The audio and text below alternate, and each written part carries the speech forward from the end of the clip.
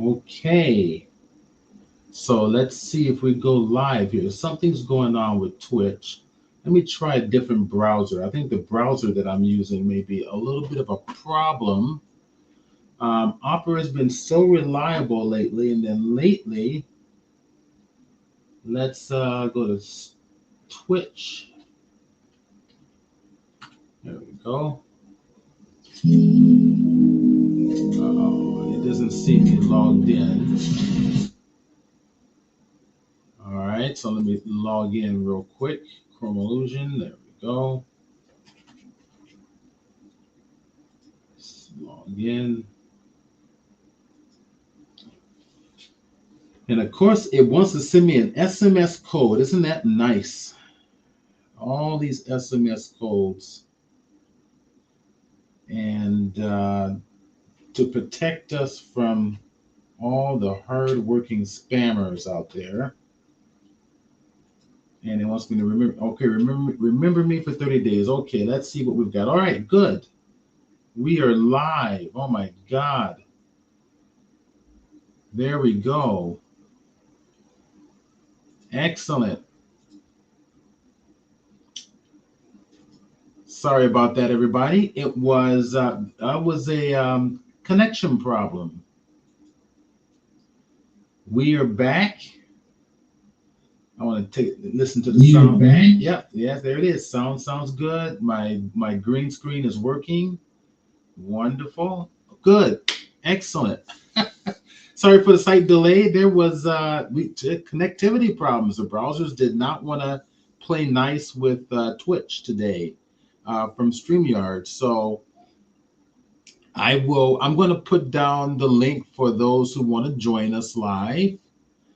And I'll do that now to join in live. Let me type this out correctly. And paste the link. And let's go ahead and send it off to you guys. Welcome, welcome, welcome. All right. We are live at the Blender 3D discussions. Great to see everybody. It's great to be back. We missed last week was Thanksgiving, right? Thanksgiving last week, so we missed a week. So we are back and ready for more Blender excitement. Okay, so we're going to get started here in just about a few minutes. And it's a lot of exciting things happening. I know, let me go ahead and start sharing my screen. Let me go share my screen there. And I want the entire screen. And I want the Blender. There we go. Cool. So everybody should be able to see my Blender interface. Okay, so I figure we'll just I'm just going to kind of do something today with the hair feature inside of Blender. It's something kind of fun to play around with. And there was some other dynamics I wanted to kind of share as well. So we'll kind of have fun with this one. We're going to make some grass. We're going to do something that you can, pretty much use as realistic grass. And I'm going to get rid of this here. I'm going to start off with a brand new file. So file menu. Let's go over here to our general, and we're going to go have some fun. So let me go ahead and maximize my screen so you guys can focus on that. It makes it a lot easier to kind of view. And there's so many different ways to make grass. I mean, I can probably show you a couple. We can custom make it, or we can use the hair feature, particle hair feature inside of Blender.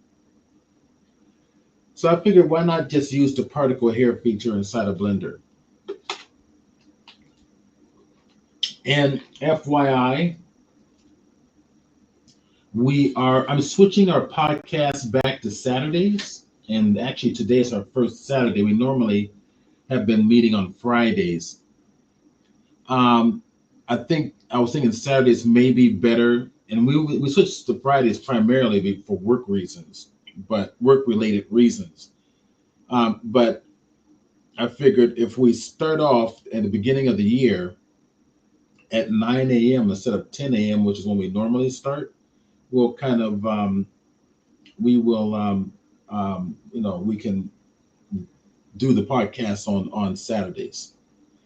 So Saturdays may be better for everybody as well. So 'cause most people try to take the Saturday mornings off, unless for those of us who are full-time CG artists, they work round the clock. So it's nothing I can do much for that.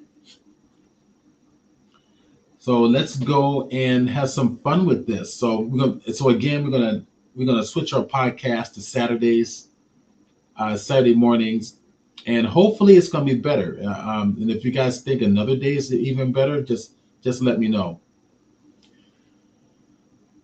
All right, so let's do something on hair. And as people start to jump in here, feel free to comment or ask questions. Would love to hear from you. And let's go have some fun. I'm going to go ahead and I'm going to add a plane down here. Let's go to our mesh. Let's go ahead and add a plane. Let's get in close. Hit the period key on the numeric side of the keyboard. Okay, let's do do something where it's on rolling hills, so to speak. Let's go to edit mode. Right click. Let's go to subdivide here, and let's subdivide it probably by about 30. Should be enough. Let's take a look at it. Yeah, it should work a little bit. I'll tell you what, let's go 50.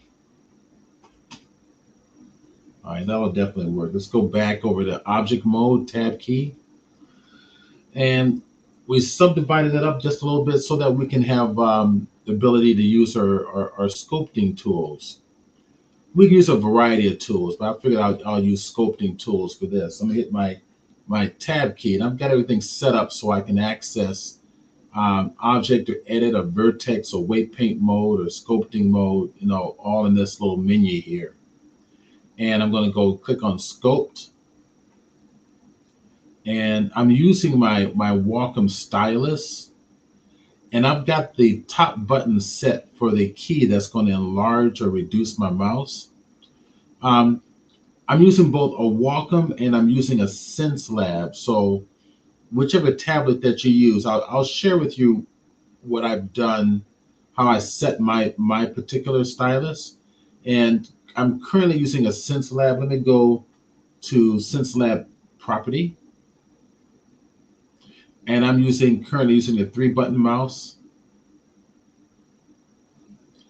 And I'm going to target the blender icon here. And of course, if you don't have a blender icon here, then just go ahead and come right over here to the plus symbol, and you can add your application. If it's open, it will be displayed here.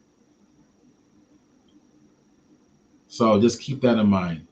So make sure that Blender is open, or any program that you want to program into your stylus workflow properties, then make sure those programs are open. Okay, so all right. I'm going to, now what I've done is I've got 3 buttons here. Right click is a bottom click. That's great. That works. I think that's very helpful because we do have a lot of right clicks inside of in Blender. And at the top, it's just more convenient for me to set the very top one to the brush size. So, and if I click on that, what I've done is I entered a keystroke. So target the keystroke, brush size, F key, that and it's all set, ready to go. So that every time I'm going to hit cancel because I've already set it up. So every time I hit the F key on the keyboard, I can resize it very, very quickly. And but just on what I'm going to do, I'm going to go ahead and make some hills here. But I'm going to utilize now. If you notice, the brushes have changed here a little bit. 4.3 has made some changes to the workflow, the looks, and added a few extra tools. And if I should be able to bring this up one more. There we go. There we go. Now we can see practically everything in there. And I've got a scroll bar here to see the rest as well. We got our standard scope tools over here to the left, and then you've got the red, see a little red slash on the top right corner. That's going to be your smoothing tools. And then over here are your pull tools for pulling geometry, which is the yellow outlines over here. That's what we're going to use for this for right now. So I'm going to go, and we've got a grab 2D, we've got a grab silhouette, and then we've got just a standard grab. I think the standard grab will be fine. So I'm going to select that. And we're going to just kind of come up here and just kind of pull things up a little bit. Let's see what the 2D looks like. I'm going to go hit the grab 2D right next to it, make a little bigger brush. And okay, so it's really it's grabbing from a two-dimensional angle, which could be kind of nice actually. Let's bring that on down here. You can see it's pulled all the way across. So it's looking at a two-dimensional or straight through the object. And if I want to go to the silhouette, I can, of course, push this stuff on down, right on the sides. Alt or Option key to rotate. And I can do the same thing here, kind of push this down on the sides. And I'm just kind of making like rolling hills, so to speak. Let's go and back to let's do the grab elastic. So this one really makes a lot of drastic changes.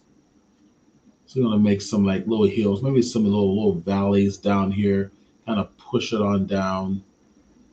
Maybe I'll bring this little piece up here, kind of partial hill. Bring the brush down a little bit, hit the control key, allows me to push downward. So the control key does the opposite of what the brush is going to do.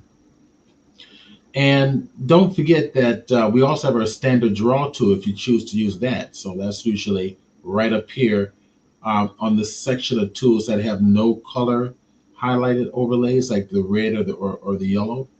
I'm going to go over to the standard draw, which is right there, and I'm going to select it. And of course, I can just draw it out by painting on it, draw out the landscape. Holding the control key, I'm going to push it downwards. And I'm just being abstract here. We're just making something that's a little different. So we're going to put grass on rolling hills, so to speak. Push this out, pull this on out. And of course, we could use a displacement map in here, right? We could easily do that as well, but this is more fun. This is a lot more fun. I'm going to push it down, holding the control key down, sculpting on down into it. Resize my brush, which is set for my top button on my Wacom and or SenseLab tablet. I'm holding the control key down, pushing down. I think I'll start making some valleys in here. Oops, I'm going to go control key down this way. All right, and pushing in.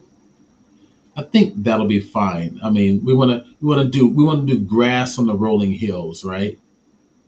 So I think that will be sufficient enough. Maybe I'll make this hill a little larger, make the brush just a little bit bigger, and pull this on out. Okay. Okay, I think that's going to work there. All right, let's put some grass on here. And your landscape can be as large as you want. I mean, don't forget that what we could do as well, when we finish, we can also use the array tool, right? Just to kind of give you an idea. Go to my little modifier over here, and then we'll go over here to the generate, and we'll go over to the array at the top and select it, right? We can put them side by side to add on to our rolling hill concept. And even with the array, I can adjust the factor, right? I can hold. I like to hold my shift key down, push it on in or pull it on out, to join them together, something like that. But just gives you an idea of where we could go with this. So for now, I'm gonna take away the array, and we'll think about that a little bit later. Um, let's go on and put some grass in here. So I'm gonna go add these particles, and let's add some particles. And I think by default we're getting, if we play it, we're getting, those little things. So, but that's not what we want. We want more of the hair. So if we go to the particle system here, let's go grab the hair. There we go. Now we see hair kind of going everywhere.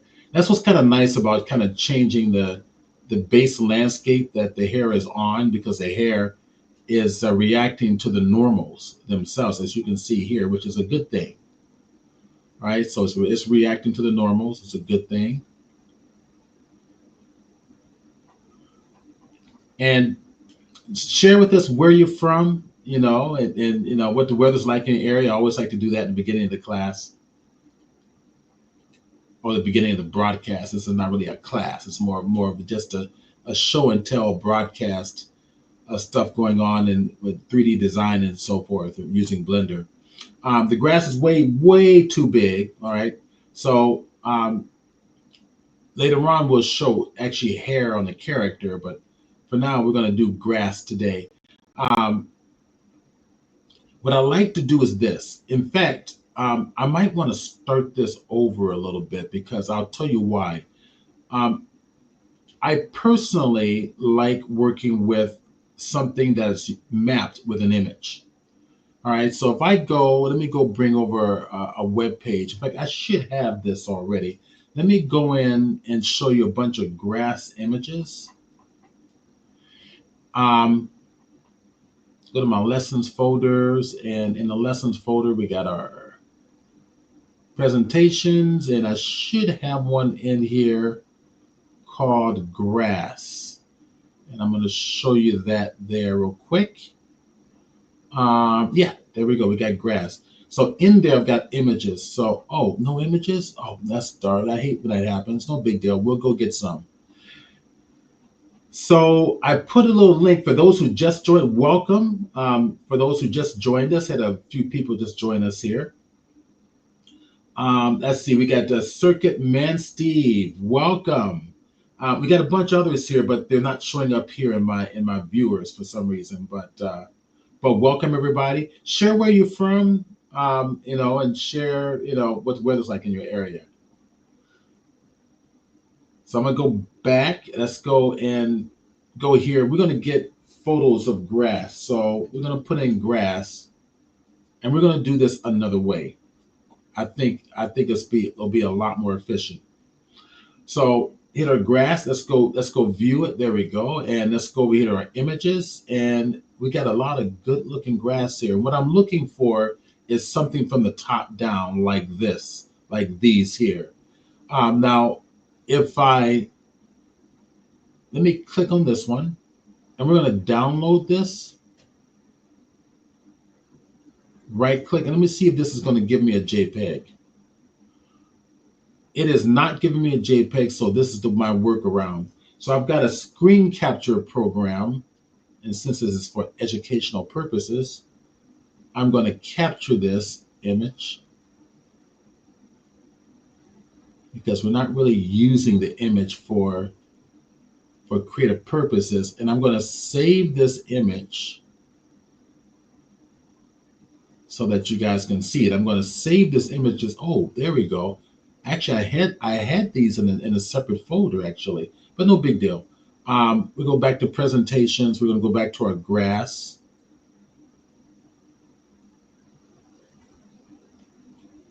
Images there. So we're going to put one set of grass there. Let's grab also something like this.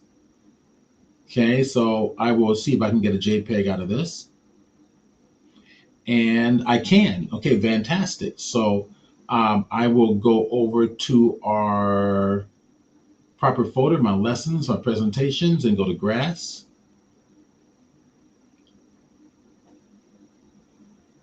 Okay, and go to images, and we're going to save that one there. And we'll do one more. Let's do just to have it. Even this might work. I kind of like that. Let me see what else we have.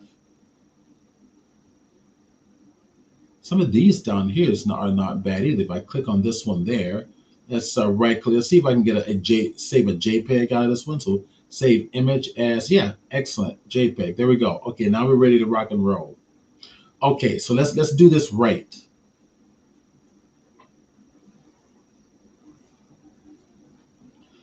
All right, now just for your purposes, I'm going to delete this and start up a new one. And I'm going to do so going to my Shift A, go to my images, and go to Mesh Plane. Now, what this is going to do is it's going to take any image that I have and create a mesh from it that I can actually edit. So if I select it, and we're going to go over to my lessons folder, my grass, actually my presentations, and then go to grass.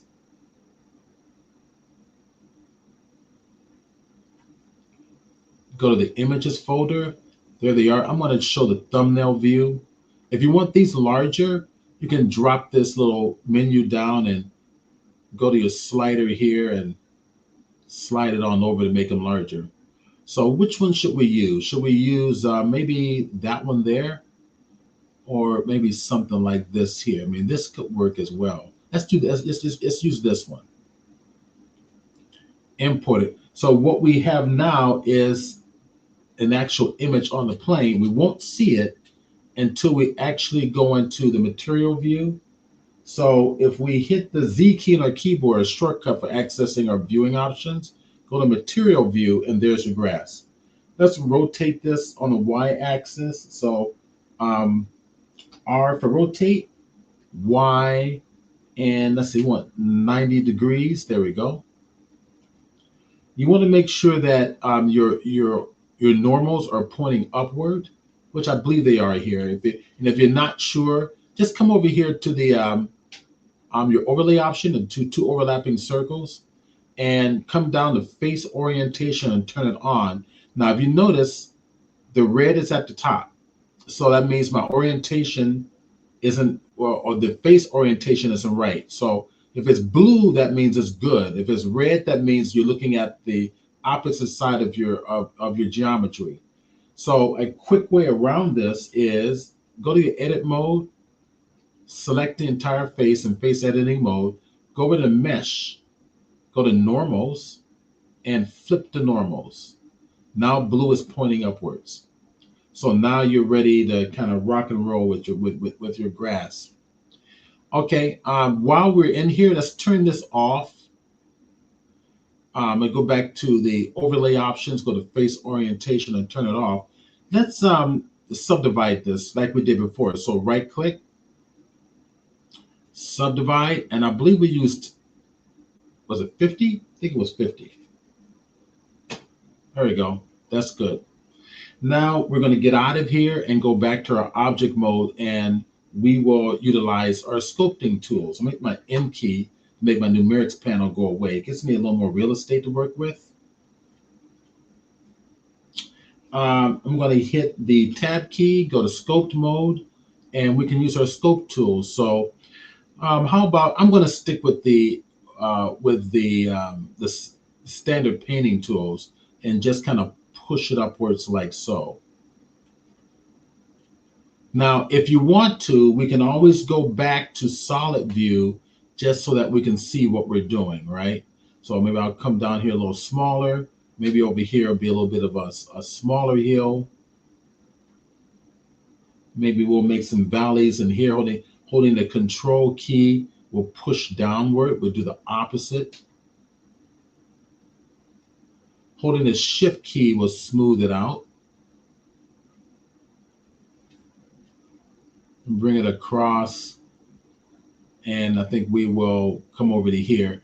Once again, we could use easily displacement mapping.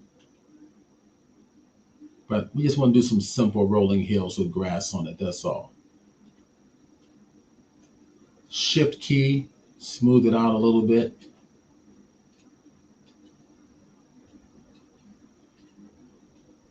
Okay, I think that's fine. If I go over the control key, kind of push this down.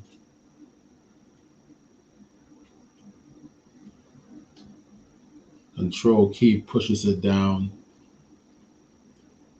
Okay, I think we can utilize this. We can always come over again. We can go to the pull tools or the grab tools. We can just grab certain localized areas of your choice and just pull them up.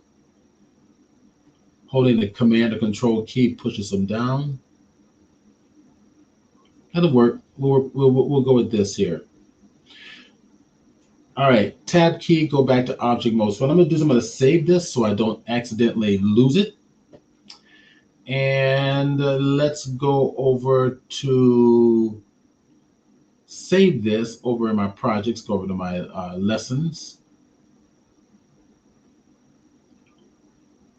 Looking for my, there they are right there in front of me. Go to my lessons folder, go to my presentations and grass. Presentations and grass. I think I just passed it. And there it is. Okay, I think I've got one called grass already because I was playing around with one previously. So we'll call this one grass twitch and save it.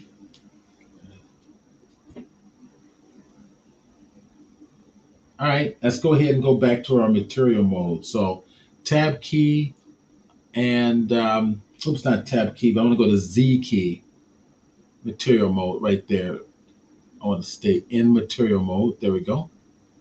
And let's go ahead and bring in our grass. So the reason why I wanted to use a photograph from the very beginning is because the grass is also going to take on the color of it's going to take on the color of wherever each individual strand of grass sits. It will take on that color. Therefore, if this photograph looks like grass, our grass that we create from the hair is going to look like grass. So that kind of helps things out a little bit. So let's go over to our right over the right hand side, our vertical right side menu. And in the blue section, right below the wrench, we've got our particles here. So if I click on the plus, we're going to get our standard particles. So if I come over here and I hit the space bar to play this, we get our standard, glow particles. Whenever we add any particle to the blender, I'm going to stop playing this. And what we're going to do instead is we're going to add hair. So over here in your particle panel, our particle properties, click on the hair. And if you take a look at this hair, see it's starting to look like grass because each one is taking on the color of whatever area it's sitting on that photograph. So kind of cool. It's kind of cool. So the hair, like I mentioned earlier before, what's nice about adding some different rolling hills or differences in directions on your plane is that the grass points in the direction of the normal, which is what real grass is kind of doing most of the time.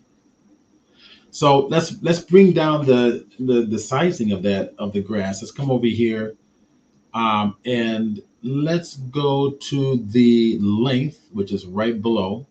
We got a seed of 1,000, so we're spinning out 1,000 at one time, but we're not necessarily seeing 1,000. We're going to address that in just a little bit. So if I come over to the hair length, let's go to something like 0.1 there, and let's get in close. Hit the period key on my numeric side of my keyboard, and we've got something that looks like that. Okay. So we're not seeing everything, but we're going to pop that up in just a little bit.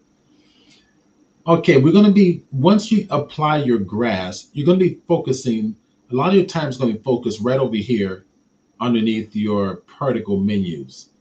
So we can see several options going down.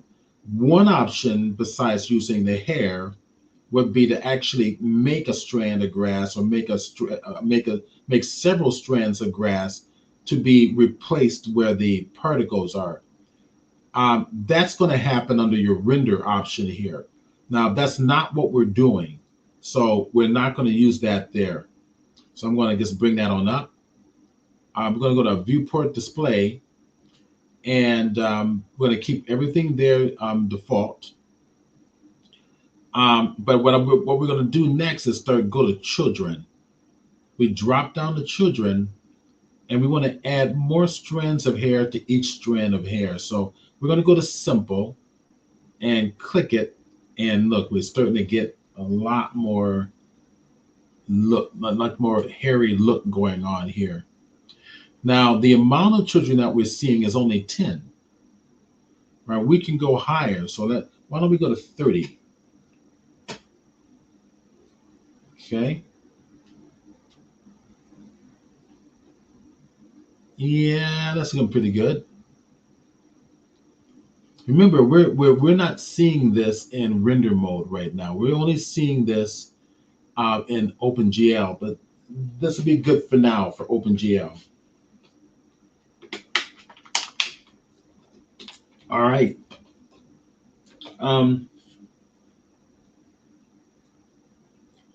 We're going to play with this. Okay. We're going to get in close. I've got the length of the children. If I bring the length down or up, you can see what's happening. I've got the seeding value here, and I can adjust it to get some irregular applications of the sizing. Yeah, that looks a lot better. We've got, we go down to the actual size here, and I can increase the size or decrease the size. Let me bring it up a little bit, and then randomize the size. So adjust the random of the size of the children. Your radius and roundness is here. And I'm going to play with that a little bit to see, what's going to work best. Go to roundness, pull it up a little bit. And then we've got clumping as well. And I'm going to use just the clumping slider bar here. Let's see if I pull to the right, let's see what we're getting. Kind of changing the shape a little bit. We go to the shape itself.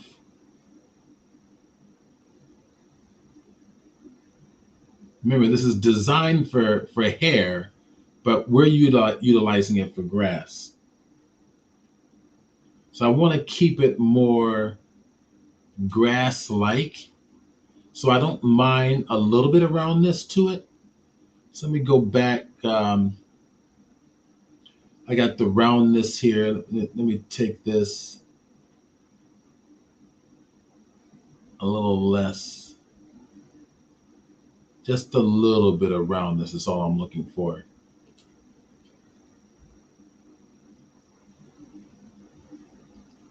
Okay, we may have to readjust that a little bit. Let me go to the radius here.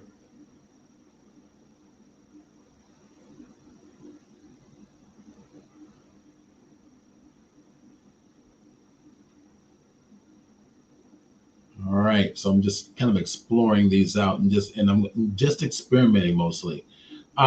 Roughness, let's see what this does. We got a uniform roughness. If we pull it on over, you can see what it's doing to the shape of it. It's very interesting.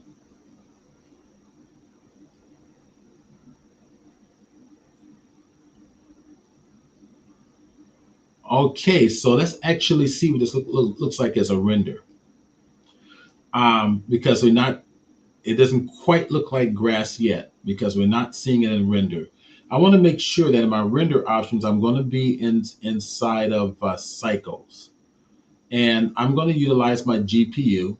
So I've got a fairly good graphics card in this system. And then we're going to go over to the render option. Let's see what it looks like. So hit the Z key and let's go over to rendered. And wow. Okay, so let's turn on the lights. Our lights are off. So I've got my lights inside my collections called lights, camera, action, but I've got the collections turned off. So I'm going to turn that on. There we go. And okay, this is looking a lot better now. Now we see some thickness in the grass. It's not quite perfect. We're gonna modify this a little bit more. And I'm going to go to the light itself. Let's see what's going on here. It's way off to the side.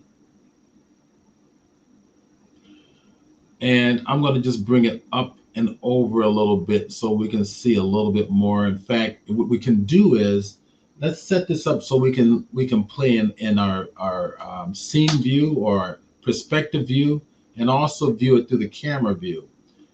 So we come over, I'm going to split this window up. So I'm going to take my cursor, put it in the bottom left-hand corner of the screen, click and drag it over. Oops. There we go. And over here, I'm going to hit on the left-hand side, I'm going to hit the 0 on my keyboard.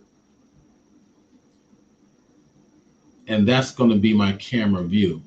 We come back over to here. Okay, this is going to be my perspective view.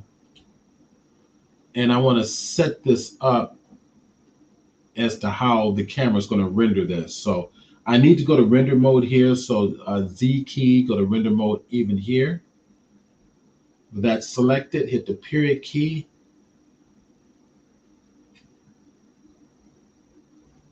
Let me zoom in. Okay, so basically what I need to do is go to my options for the camera. So that's this little tick right here. Hit the N key for numerics. Go to your view and view lock. Camera to view. Hit your N key again to make that panel go away. There we go.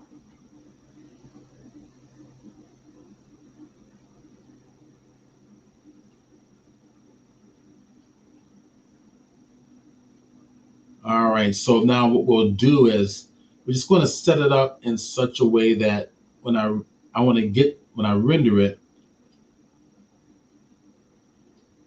I'm going to, let's do an F12 real quick. So F12 is render. Okay, not bad, but not great. Okay, so that's our camera view. I'm going to close this out. I'm going to play with the camera a little bit more and let's see what I can get here.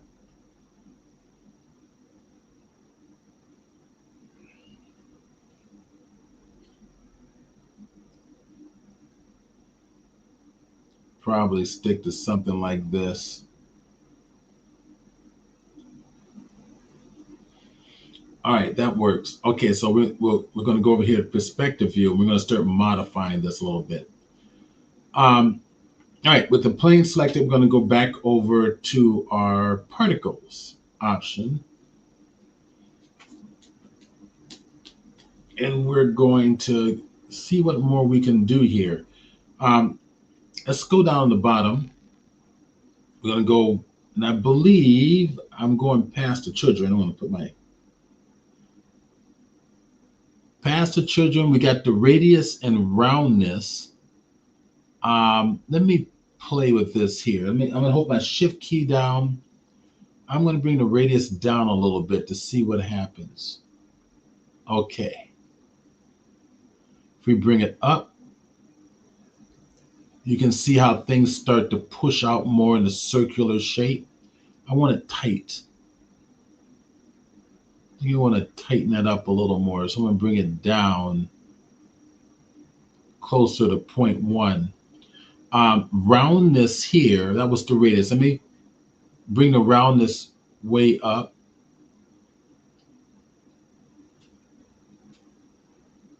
Or better yet, here, let me just not use the shift key.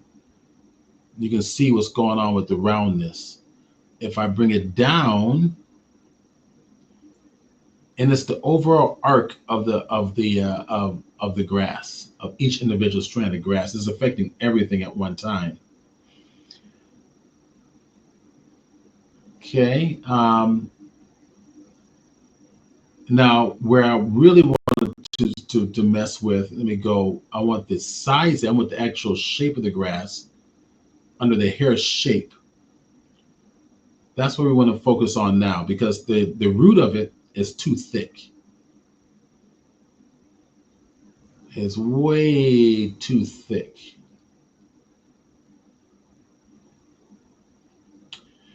I'm gonna go to the diameter root. Let's go ahead with the shift key. Now, I'm holding that shift key allows me to just do subtle adjustments.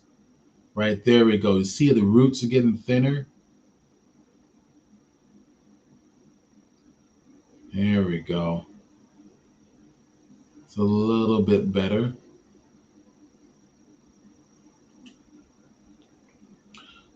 Let's how about we got the tip now. The root is at 0.22. The tip is 0. Let's bring the tip up a little higher and see how it looks.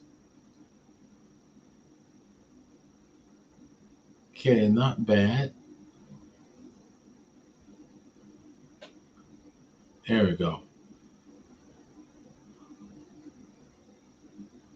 And I might be able to bring the diameter root down a little bit more too. So the tip itself is 0.05, so we got plenty of room to move. So we kind of push down right about there.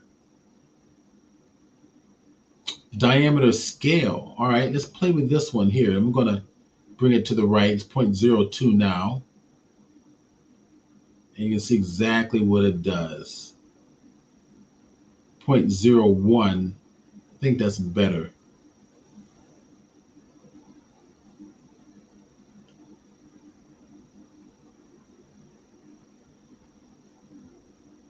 That's a little bit better. Okay. I'm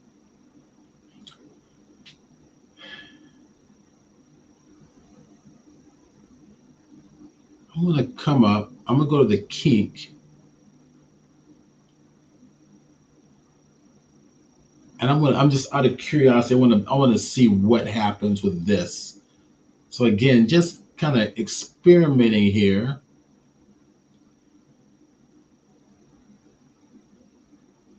And we kind of bring that up, go to the kink, bring that down. We got nothing here. We got curl, radial wave. We got braid, we got spiral. I'm thinking, let me try spiral. Okay, so it's going way out. Let me pull the spiral down.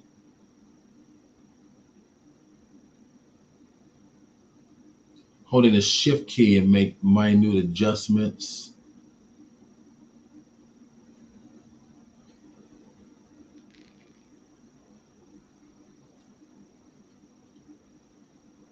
Give you a different type of grass, that's for sure, but let me try to see what randomize does. Let me bring the numbers down even lower. Okay, so you've got a spiral. You can see the spiral happening at the tip.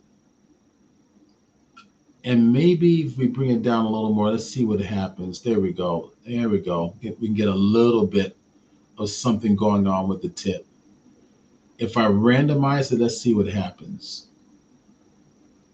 You're not going to see much happening, so it's not a whole lot that I applied on the amplitude. All right, we got a randomized access. Let's see what that does.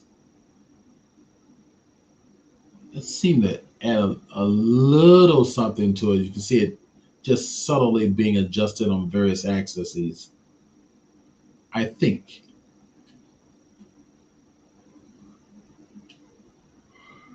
Okay, frequency. Let's see what happens here. I'm curious.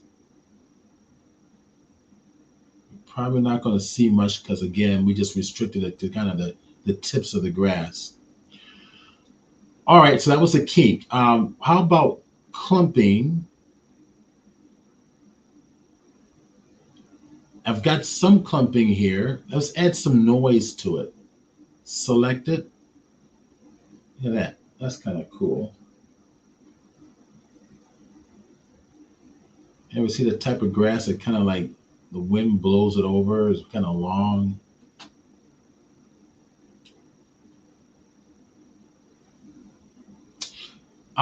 Let's play with this. So we've got clumping is high. Let's take it down to probably 0.1. Okay. There we go. Let's play around with the shape of it. See what happens if I pull it up or pull it down the opposite direction. So it's taking you in two different directions. Let's set it to 0. The twist, that's better. Okay. That's better. That's starting to add a little bit of randomness to the grass.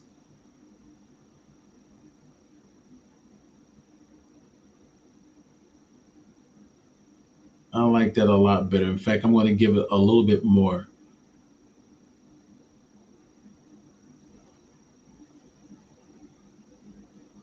Okay. I think that could work.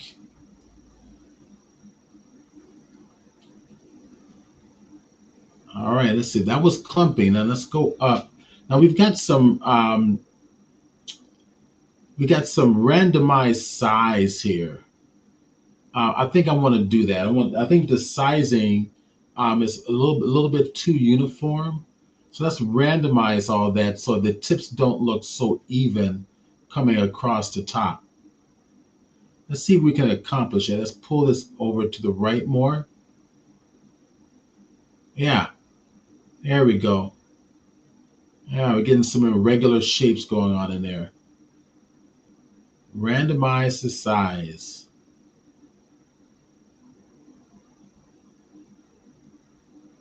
Go a little bit more.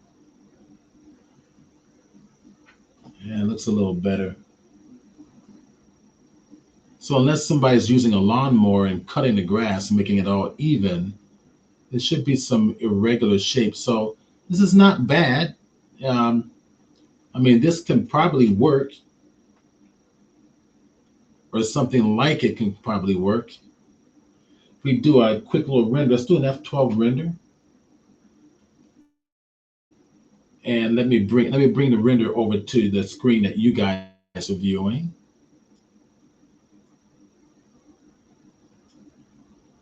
Okay, that's not too bad. They still need some work. I'm thinking it might be better to even use the create the grass from scratch, and we'll do something like that too. We can do a little bit of comparison. I think that'll be kind of fun. Do this one with hair, and then we'll do one where we actually create the clumps of grass from scratch.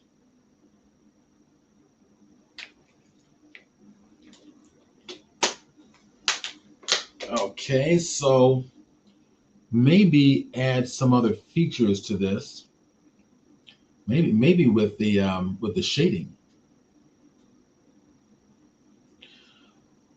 It might not be a bad idea to add an HDRI image back here and let's light it with that. And let's go rely. Let's go get a. Let's go rely on Polyhaven. Let's go pick something because we love Polyhaven.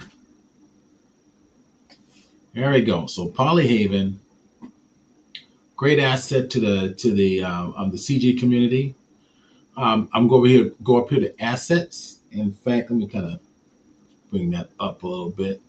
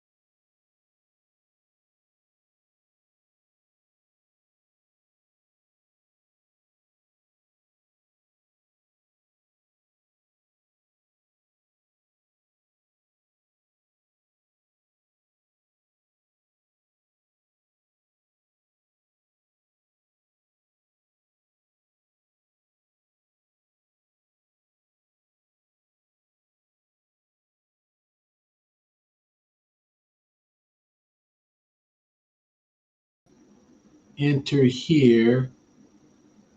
Okay, so everybody can see me fine, it looks like. Did I? Okay, so whoever's here, let me know in the chat box that you can see and hear me. Testing, testing. Okay, let me check my audio. Audio, microphone raise. Oh, crap.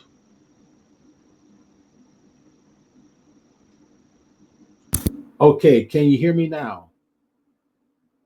Okay, good. Oh my God. You telling me I've been broadcasting this whole time and no one can hear me? Oh, crap. That would explain a bunch of things then. No, actually, people were coming in and out, but they weren't letting me know that they couldn't hear me. Huh. I assumed I was still broadcasting. Fine. And I tested my sound before I went live. I heard myself just fine. So something must have happened in midstream. Okay, so what we will do is I tell you what, let's take a break and we'll come back because this is break time. I apologize. I did not realize because it was working before when we started. I tested the sound. It was working. I'm going to turn on my sound on Twitch now and see. Yep, I'm coming through. I can hear it. I did test it before we started. Okay, so I apologize. Something we that was why I was a little bit late getting on this morning was because I was having some issues, and I think it's an internet issue going on right now. So I tell you what, let's do a break. Let me go ahead and get the 15-minute timer up, and we'll come back and we'll do some more fun little Blender stuff. 15-minute timer. Cool. All right, there we go. So I'm going to temporarily mute my mic and my camera, and then we'll come right back.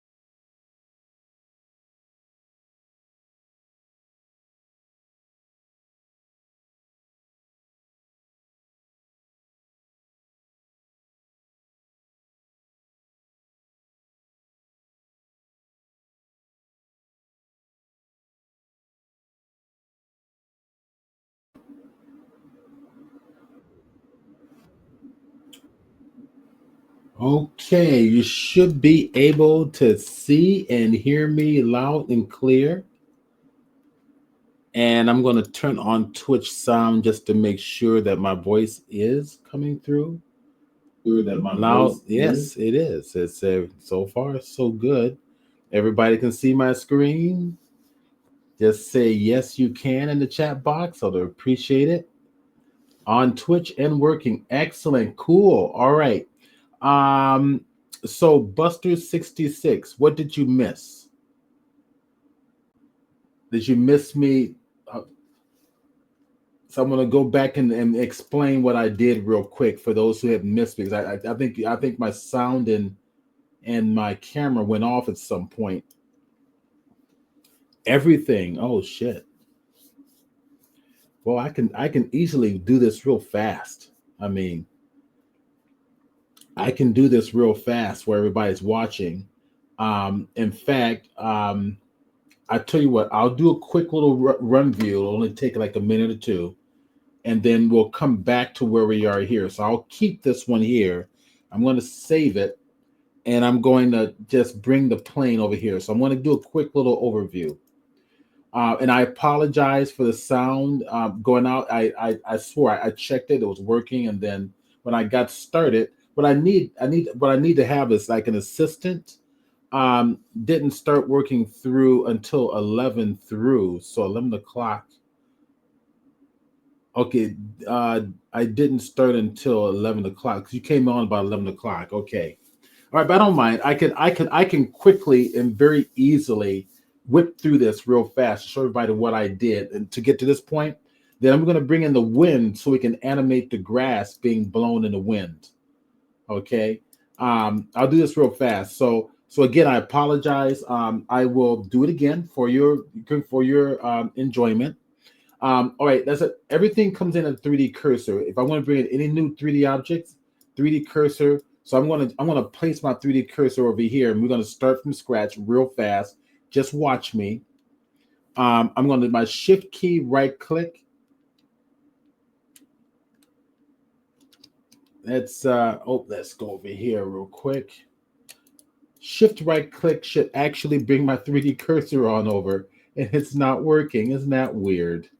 Fine, I can come over here and grab the 3D cursor icon if that happens at the top, and just tap where you want it to go, and to go there. It should be a shift right click. I don't know what's going on, but it doesn't matter. Let's go to my shift A. Let's go ahead and bring in here and put in a mesh plane. Okay, so now let me do it the correct way. This is what I did actually. Shift A, go to your image. Where are you? Image, mesh plane. Let's bring in a different image than the one I brought in. Let's bring in this image. And it makes a plane, an editable plane based on that image. So I'm going to rotate this on the y-axis. So R for rotate, Y for axis, and 90 degrees. That'll be fine. I want to make sure that this is pointed in the right normals direction. Just to double check that real quick, drop this down, hit the face orientation. It's correct. Blue is good. Okay. Now all we're gonna do is just subdivide this real quick. Shift, edit key, right click, subdivide, and then right down here for subdivision, I did 50 because I wanted to break up this mesh. Why? Because I want to use my sculpting tools to kind of give mounds and stuff. Hit the tab key, go to the sculpting mode. We have new sculpting tools in the Blender 3.4. So I'm going to just start sculpting stuff out, right? So I'm going to go to my my actual draw tool, which is here, using the F key to make things bigger or smaller mounds, control, dig in, like so. Basically what I did. All right. I brought in this image on the plane because when I add the hair is going to take on, wherever that hair sits, it's going to take on the color or the image of the color of this plane. So now when I come over to the right, hit your particle symbol, the second of the blue section here on the right hand side, the colorful icons.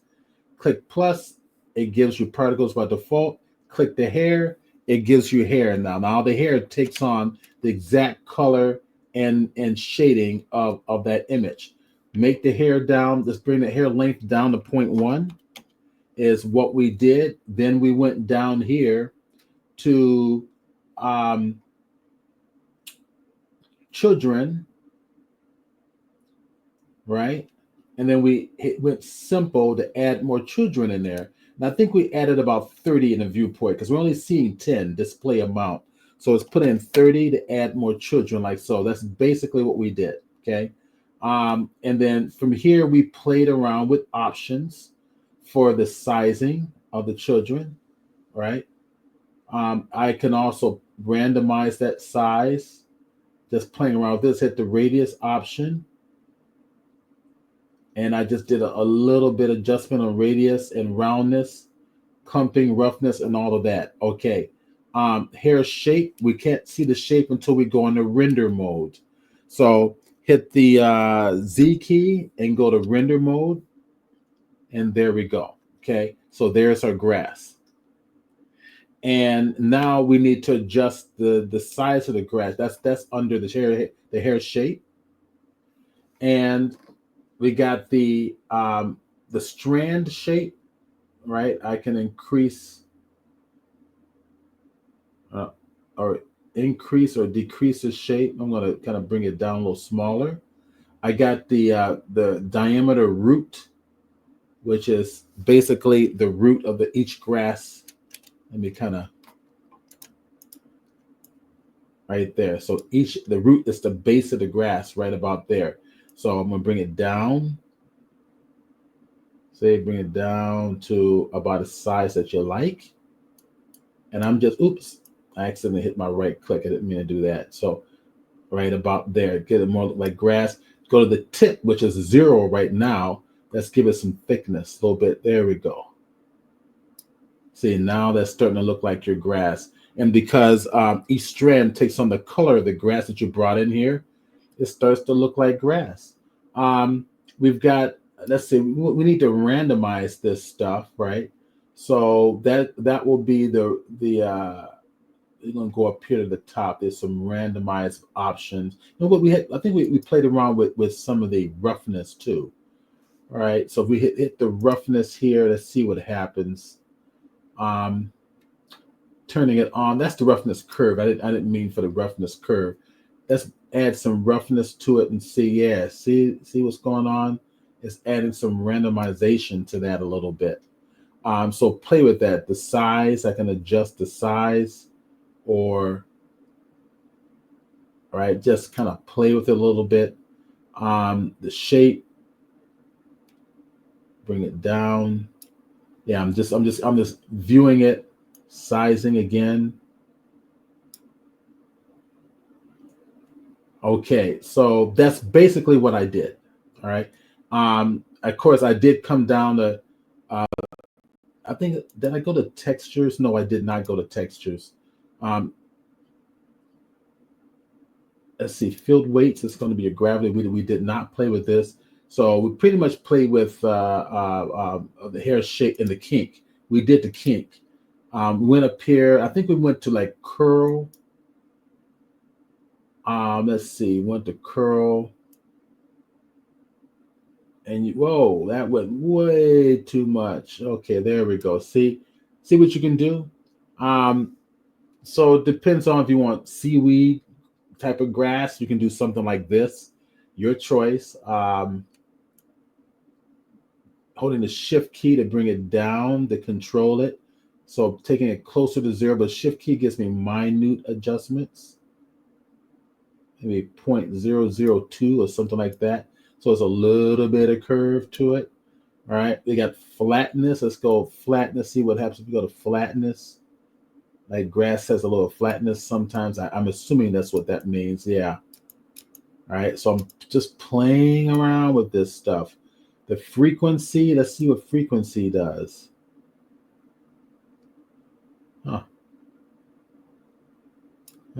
Gives me some little bit of some different shapes for each one. Okay, so hair shapes. I'm gonna go to the top here. Okay, we got the random right here. So that's the roughness random. Let me add some random. There we go. That's it. See, I randomized that grass a little bit. So, okay, let's see. We got some comments here. Some LightWave preview. Yeah, that's what I heard. Everybody was over at the LightWave preview today. Actually tell them that we're live here. In fact, here, I'll give you, for your convenience, I'll give you guys the Twitch link if you want to post it on the LightWave site to come on over and check out the Blender stuff. I just put it into the chat box now. All right, so that's basically what I did. And I did a lot more, but in a few minutes time, this is basically what I did to create the grass. What we're going to do is we're going to animate the grass now and make it look like wind is blowing the grass around and so forth, utilizing Blender's physics engine. Okay, so and again, what I also did was if I want more grass, then I can take this one, Shift D to duplicate it, and maybe hit Y to keep it duplicated along the Y plane. And I kind of like did this, right?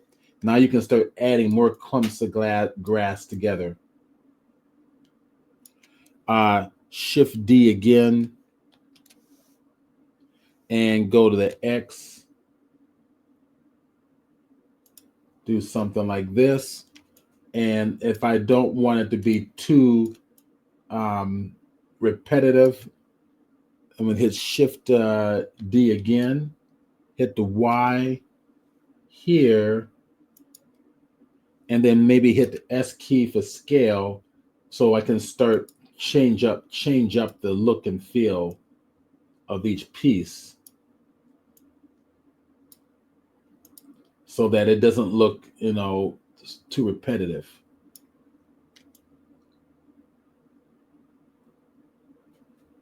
And you can play around with this.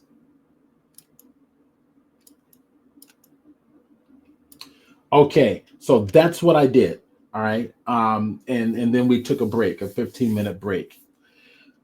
So let's go and finish up what I started. So I'm going to go ahead and just select all that I just did. I'm going to hit delete key. I don't need it anymore.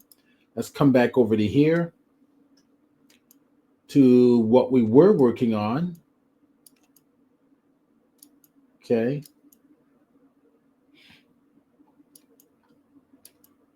Maybe I'll kind of, push it at this angle. I'm at the starlights in the back. I'm in the perspective view. Hit the 0 key. That's my camera view. I'm kind of liking the perspective view a little bit better. So Control, Alt, or Option 0 on the numeric side of your keyboard will reset it up. And there we go. I think I've got the look that I'm looking for. So now we're going to bring in some wind. I'm going to hit the Control S to save this so I don't lose it. Hit the 0 key to go to my perspective mode so I can come up here and play around some more. And let's go bring in our wind.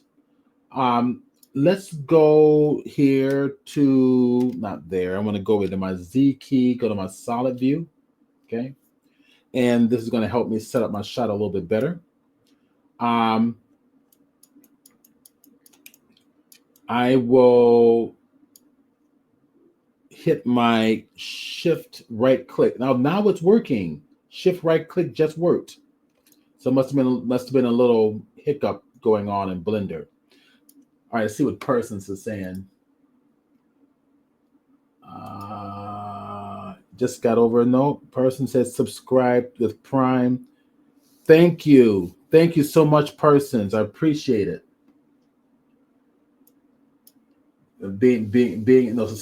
Subscribing as a member. That means if you subscribe as a member, you get access to all the videos. You get free access to all the videos. Let's see. If anybody wants to come in and share anything, I will give you guys the link. Let me go and get the invite link to come jump on live. I'll do that now.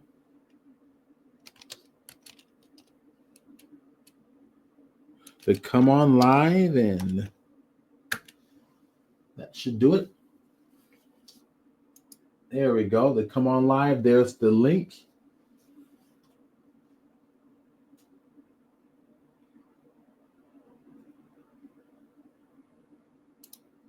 All right, here we go.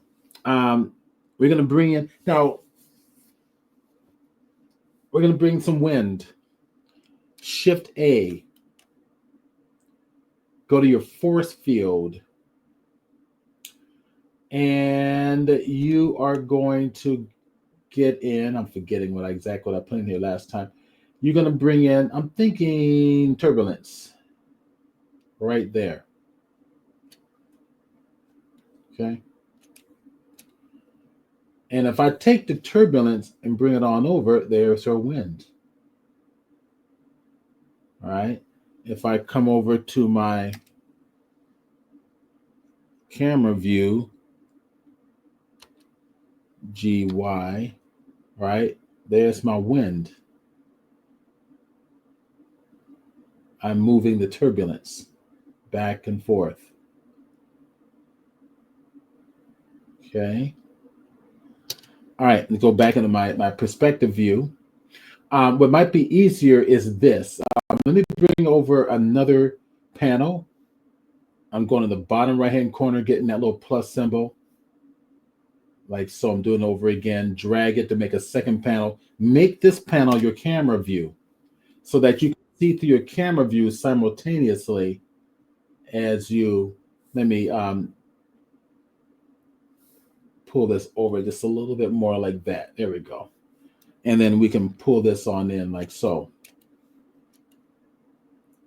So we can look at them both simultaneously. There's my wind. Okay, so let's animate this here. Let's go to the bottom. I should have created my timeline first. Go to the bottom, grab up another window, drop this down, and make this my timeline right about there. Hit the N key to get rid of that panel to the side, and I suppose I can drag this one on over. And this is 250, so I'm gonna go to my view menu and then frame scene range right about there. Okay. And we'll go from frame 0 to 250. So let's start. Let's see. Let's kind of pull this on out a little bit. Let's start it out here.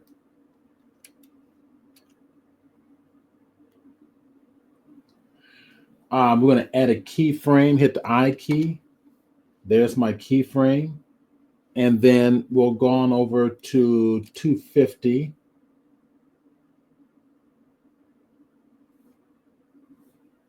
Pull the keyframe over to 250. And then pull this on over to here. And then again, hit the I key for keyframe. So if I play this, so now what I'll do is go over to the layout view. It might be easier and faster.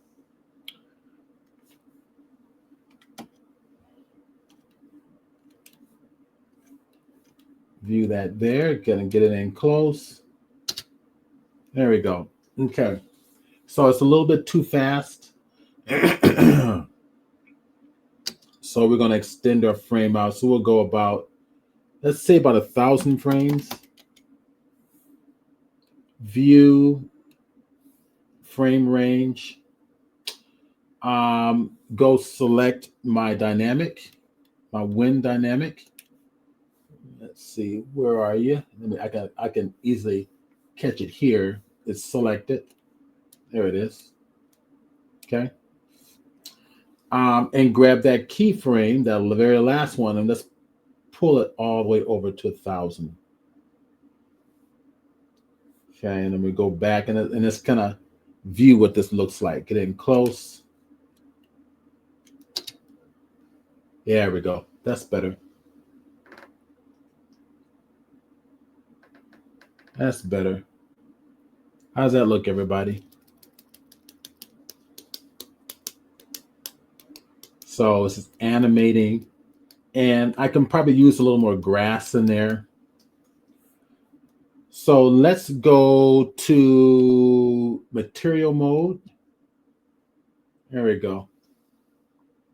Oh, Tim is here. Hey, Tim. I'm adding you now. All right, Tim, welcome. Hey, Stephen. How's it going? Can you hear me, Tim? I can. Can you hear me? Or did Tim quickly? There he is. Apparently. Can you There you hear me? are. How you do? Yes, I can. Okay. I Yeah, just I'm had to, here. I just had to add you to the broadcast. I got so involved in the tutorial, I didn't Yeah. see you pop in. Sorry. Yeah, no problem. This thing's super cool. Isn't that cool? Yeah. So let me pull this on out so I can see everything. There we go. Select it here. Jump in. Okay, so we need to add a little more grass though, but real simple. I mean, it's amazing what Blender does. It simplifies your animation process. Um, Let me stop it here. And I'm thinking probably in the viewfinder, let's see if we select, we've got, no, yeah, we're going to have to do it for all of them, right? Because these are all duplicated, on top of each other.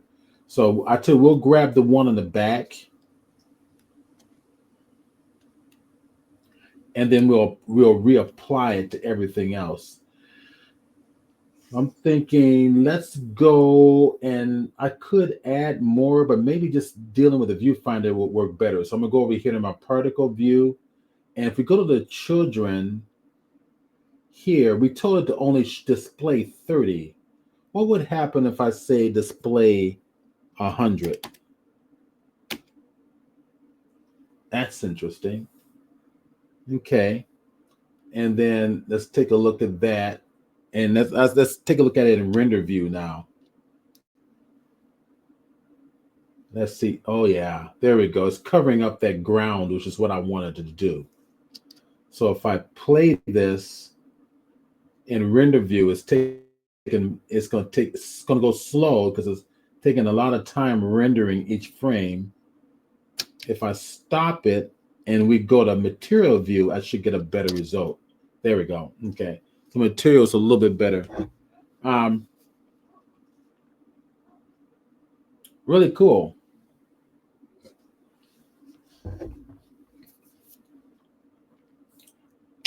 So Tim, you do anything lately in Blender? Actually, I haven't been doing much of anything. I've been like on vacation for 2 weeks and you got got you back last weekend, but still just kind of trying to get caught up with some things. right. That's cool. Let's see. We are in. I want to see something here. That one in the corner is the last one we did, right? If I select all the rest and then the last one in the corner, Control L. I want to link. Let's see if I got modifier. Would that be? I guess would that be a modifier? Modifier UV mesh data. Let's see. I want to if it modifier. I'm going to copy the modifiers from that one. I'm not getting a result. I want to copy all the changes I made to this one to the rest of them with a shortcut. Control L. So would that be maybe object data? Link objects to scene. So instance modifiers, UV maps, mesh data, transfer mesh data layout. Wait a minute. There it is. Link receivers. There we go. Emitter receivers. I'm not quite sure. So I'm trying to avoid having to go to each and every one of these panels and make the changes that I made to this one. I wanted to copy everything. So I'm going to try receivers to emitter. And if I include it, I wonder if that did it. Let me hit the space bar. I'm not sure. I'll have to research that one out to find out what I need to do to copy all the settings I've made to the first plane to all the other three planes. But in essence, we finished up with this one.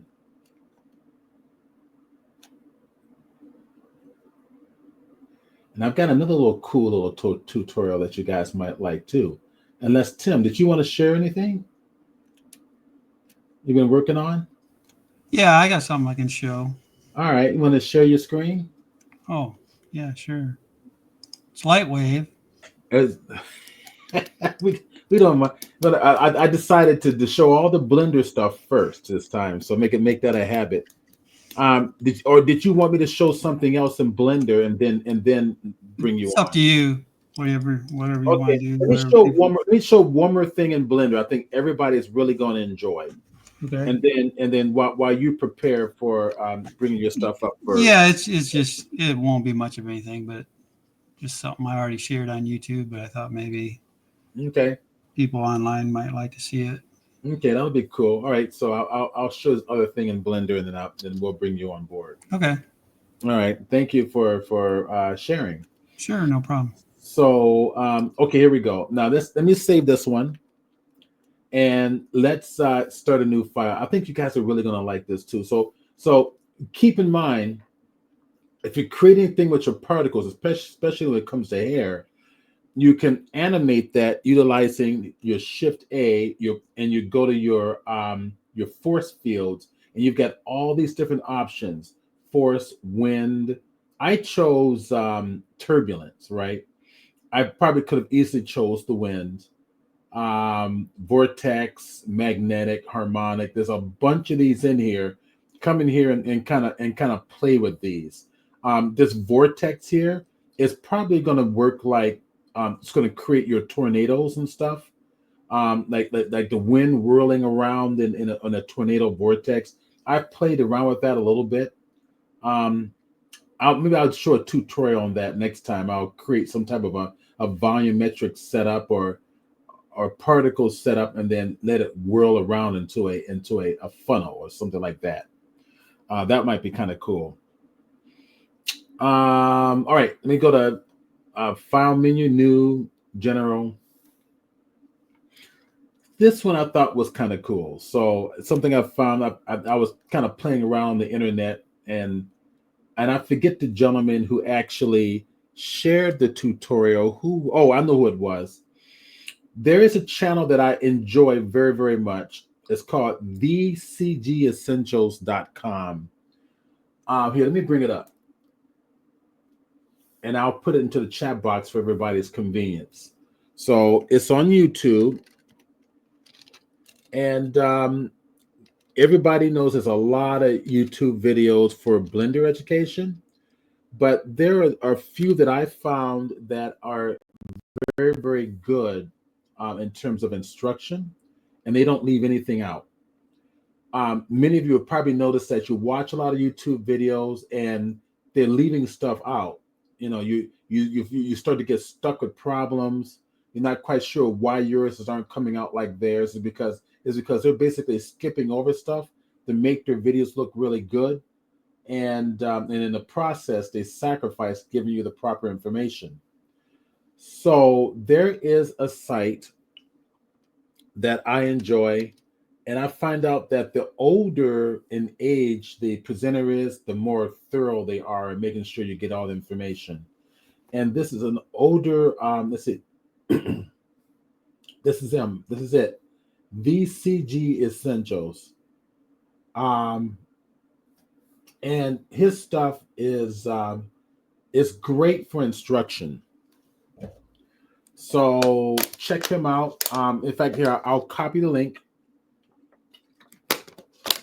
I'll give that to everybody. Okay, so FYI, I'm switching our podcasts, our Blender podcast to Saturdays. And after the first of the year, it's going to be Saturdays at 9 a.m. instead of 10 a.m. Just to accommodate the classes that I'm going to be teaching. So, and when I start teaching let me put this link in here real fast for you. There you go. Okay. Let me also, it's not coming up.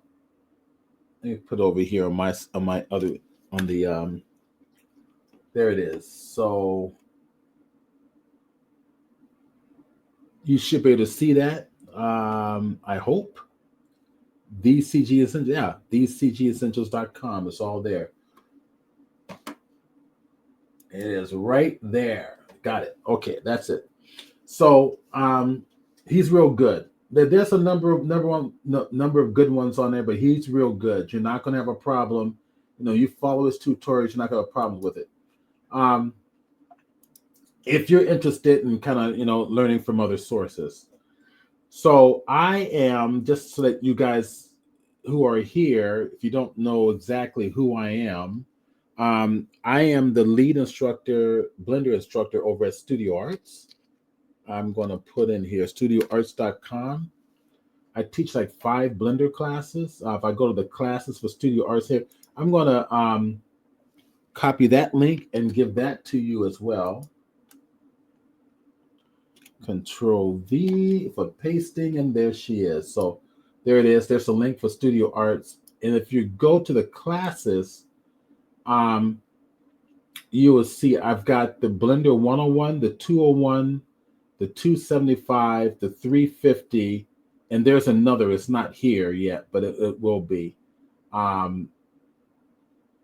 It's, I forget what it is, but there's one more. It's going to be Blender. It'll be the Blender modeling, and it'll only deal with modeling. All the fundamentals of modeling, workflow in terms of polyflow, for organic as well as hard surface. All the fundamentals and from fundamental concepts to properly model anything. So, okay, let's get out of here. So you've got that link. Let's go in here and let's go play. So this is a neat little thing. It'd be kind of fun. So someone asked me the question, how do you do chainmail on like if I have a shirt or fabric and I want the fabric to move with the wind and something like that, and I want to put chainmail on that fabric, how could I do that? All right, so I'm going to share with you kind of a simple way that I think that might work. So let's create. That's whenever I learn something, whenever I want to show something or show a concept, I try to simplify it as best as I can. So I'm going to start with the cloth. So instead of making clothing, I'm going to make just a simple cloth. So Shift A and go to my mesh and go to plane. Okay. All right. I will go flip this over. I'm going to make this like a flag or something with chainmail all over it. So I will rotate this on the x-axis. So RX 90 degrees there. All right, let's get in close. Oops, I don't want to hit that. I want to hit that. Okay, hit the N key to make that panel go away. Let's tell you what. Let's go to the front view to make this a lot easier. Tab key, edit mode. Go to my edge editing mode and select this edge. I tell you what, we'll select both edges. Okay, and then we'll just go to the scale and scale on the x-axis to make this nice and long like so. And then we will, there we go, make it like this. Now what I want to do is I want to break this up so that I can animate this flying in the wind. So hit my Control R and roll it so that I'm adding additional slicing. Control R is slicing right about there, and double click it to commit my changes. Now I want to slice it up along the horizontal axis as well. But the key here is to keep your faces as even as possible. In other words, equilibrium as possible. Control R and make it, yeah, like that. So now that's a square. Perfect square. So double click it, you're done. Okay, let's pull this up. Let's get out of here. Go to object mode. We're going to come over here to select my move tool, and we're going to move it up like this. And let's put a plane on the ground. So command, that's going to be, we're going to create a ground. So mesh, plane, S key for scale, bring it up about like that. That's good enough. Control A and apply rotation and scale. I'm going to do the same thing for this one as well. Control A, apply rotation and scale, just to make sure everything is at a 1:1:1 scale, right? For everything, 1:1:1. Okay, so let's add some dynamics to this. Oh, is everybody still hearing and seeing me? I had a little error message that just popped up in StreamYard. I can hear you and see you. Okay, on Twitch. Okay. Well, I'm not on Twitch, so Yeah, well, go do me a favor and go to Twitch. Twitch here. I can put the link. I got an error message. It may be a StreamYard issue today that's going on. it's on Twitch too. Good, fantastic. I just wanted to make sure. All right, make sure I'm not losing anybody, because I lost you guys before, and it wasn't my fault. Twitch kind of just, I don't think it was Twitch. I think it was something between with StreamYard. Okay, here we go. So now I'm going to make this a cloth, but I need to make the ground a ground. I wanted to interact with the cloth just to make sure this is all working. So I'll go to the ground, come right over here to my modifier, add the modifier, and go over here to physics tab and make it a colliding object. We give it collisions. If we come down to the physics options here, which is that, orbiting circle around the blue circle there. Okay, move this on over a little bit and move this on up. This is you can keep this the way it is for now. For this particular tutorial, we don't really need to change any of this stuff here, okay? Because I don't care about the friction or the bouncing or anything like that. So I just wanted something to stop the flag when it falls down. Now I go to the flag, and then also in this physics engine, you're going to make this a cloth right there. I'm going to make it a cloth, and I'm going to give it a steps of 10. That determines the quality of the effect. You'll find out that when you're using these cloth dynamics, that the higher the number, the better the results will be for you. Okay. So now when I hit the space bar to play it, it falls down and boom, and it just sits there. Why? It shouldn't just sit. There we go. Now it's falling. So it's awfully stiff, right? It's so stiff that it takes a while for it to bend and fall. Okay. Well, we've got options for the cloth here. If I go to my little options up here, I've got cotton, denim, leather, rubber, silk. I'm going to select silk. The quality is automatically reset down to 5. I'll keep it there just for now. Vertex mass, right? I guess I can play around with that as well. Air viscosity, the tension, the shearing, all this can be adjusted in terms of the stiffness. Let's see what it looks like now. I'm going to hit my shift left arrow key to go to the beginning, then play it and just see it's already bending. Boom, and see, there we go. That's a lot faster than before. Okay. And again, I can come over here. I'll watch it again. I hit the space bar to stop it. Hit the M key to make the numeric panel go away. And it probably needs more breakable geometry, but I'll deal with that in just a little bit. All right, so maybe I'll go to the tension. Maybe I'll bring the tension down about to 1 and bring the shear down to 1. I'm not sure if I want the shear to 1. I'll try it and see what happens. A lot of times I'm not quite sure exactly what I want to use. I just got to experiment. Space bar, bring it down. There we go. And there we go. Now we go. Then that is what I wanted to do. Now it's starting to break up a lot faster, right? I can probably play with the weight of this. So the mass is about 1/10 of a kilogram. Let me hit my shift key, arrow key to the left to go back to the first frame. How about if we go right over to the vertex mass and it's 0.15? Why don't we go 0.08?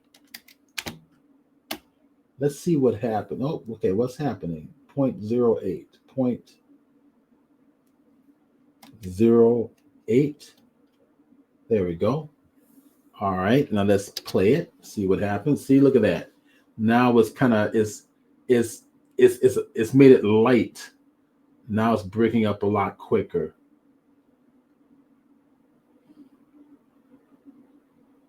Maybe we don't want it that light. Maybe we want to kind of let it stay stretched out a little bit. So we'll go to it was 0.1 before, right? So it was 0.15 before. So we'll go to 0.1 now. Shift arrow key to the left, play it. It's still kind of like, reacting a little bit weak. All right, let's go to 0.15. Stop it. Calculating, evaluating, see info details. Yeah, whatever. It's giving me a little error message. It's not really an error message. It's just giving me an error, giving me a message. So 0.15. Shift arrow key to the left, play.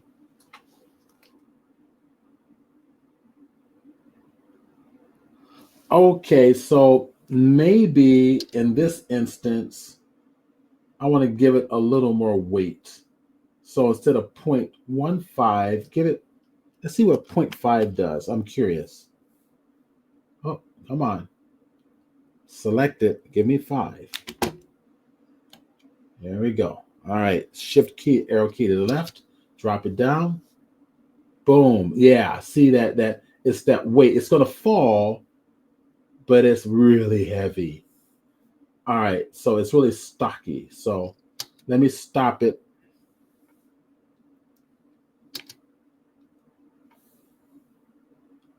Stop the player. And let's go back to, let's try 0.2 because 0.15 was the default. Just give it a little bit more, just a little bit more weight, and let's see what it does.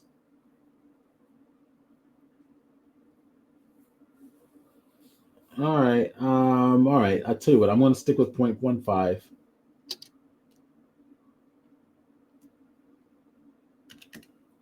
I did my job and just played with it to see what it does. Okay, this is good. We'll stick with that. Shift key, arrow key to the left. So shift arrow key to the left. Let's go back and now we want to create a chainmail. I want to do one other thing. I don't want this to fall. I want this to just hang, but I don't want it to fall. So select my object. What I'm going to do is I'm going to weight paint it. Okay. I'm going to weight paint it. So tab key, go to my weight paint option right about there. Blue means no weights applied. Red means lots of weights are applied. So I'm going to paint it right along these edges like so. And go this side and paint it right along these edges. And we're going to come down to the weight paint data or the point data right about there. And it's currently called group. I'll double click it. I'm going to call this one edge select. Okay. Once you're done weight painting, get out of here. Go back to object mode. Now, the reason we did that is because if we go back to our physics engine and we go down toward the bottom, you're going to see shape as a menu. And we're going to modify the shape so that those edges don't move, right? I want everything else to fall except for those edges. So I will, under the shape, you have a pin group. So that pin group that we called is called edge select. Select it there. That's all you need to do. And if I play it, boing, see? So those edges don't move at all. All right, now we're going to bring in the chainmail, the part you've been waiting for. And then we'll bring on Parsons. All right, so now it's just dropping down like so. All right, let's go back to Shift arrow key to the left. Let's go to my front view. Let's go bring in a Shift A as a separate object. We're going to bring in a torus. And I'm going to come over to here. I think my torus is over here. It's right down here at the bottom. Okay. I don't need 48 segments. We can probably break that down to like 22. Yeah, that works. Yeah, this will be fine. And then minor segments. Let's see, 10. Okay, that works. We're going to rotate this 90 degrees on the x-axis. R, X, 90, Y to match the face of my plane. Okay, bring this on up. Now, what I can do is select this one, Shift S, cursor to select it, select this one, which is the chain, Shift S again, selection the cursor. It just quickly drops it up there. All right, getting close. Now I need to reduce the size of my donut. Reduce it down. That's going to be my chainmail, so to speak. And we're going to take it and put it here. And we're going to bring it all the way across, starting from here, right about there. Shift A, apply rotation and scale to apply that shape in stone. Okay. All right. So now array modifier. Select it, modifier, add, generate, array. We're going to array it all the way down. So this is going to be our chainmail or pretend chainmail. Bring it on over like this. That's good right about there. Now the next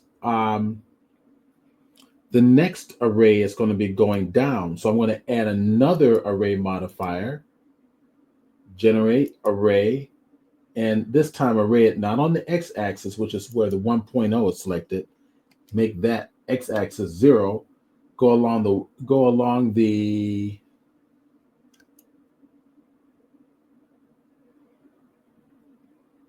the z-axis here.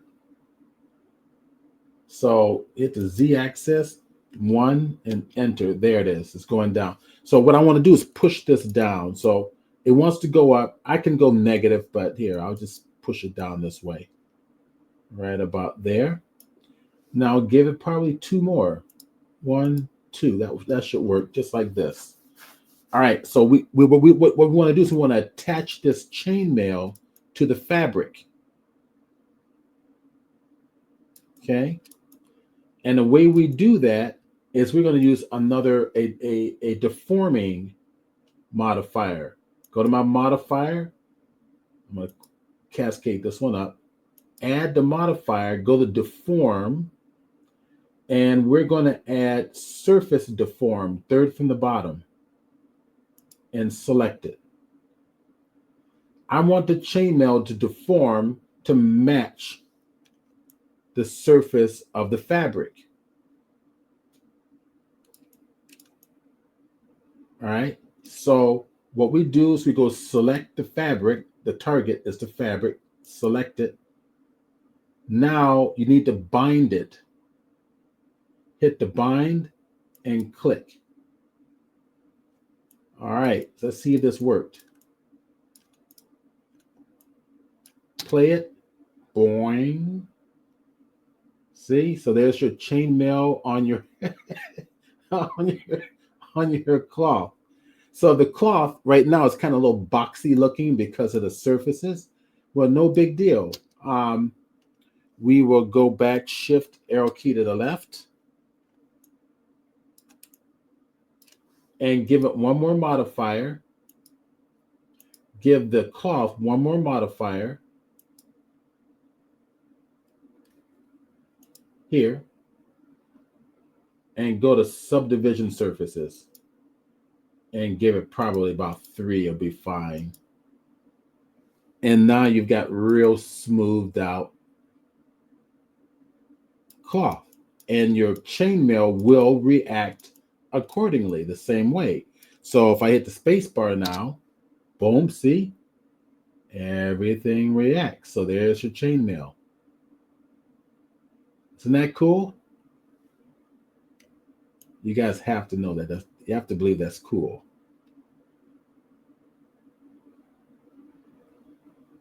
So Tim, you are up.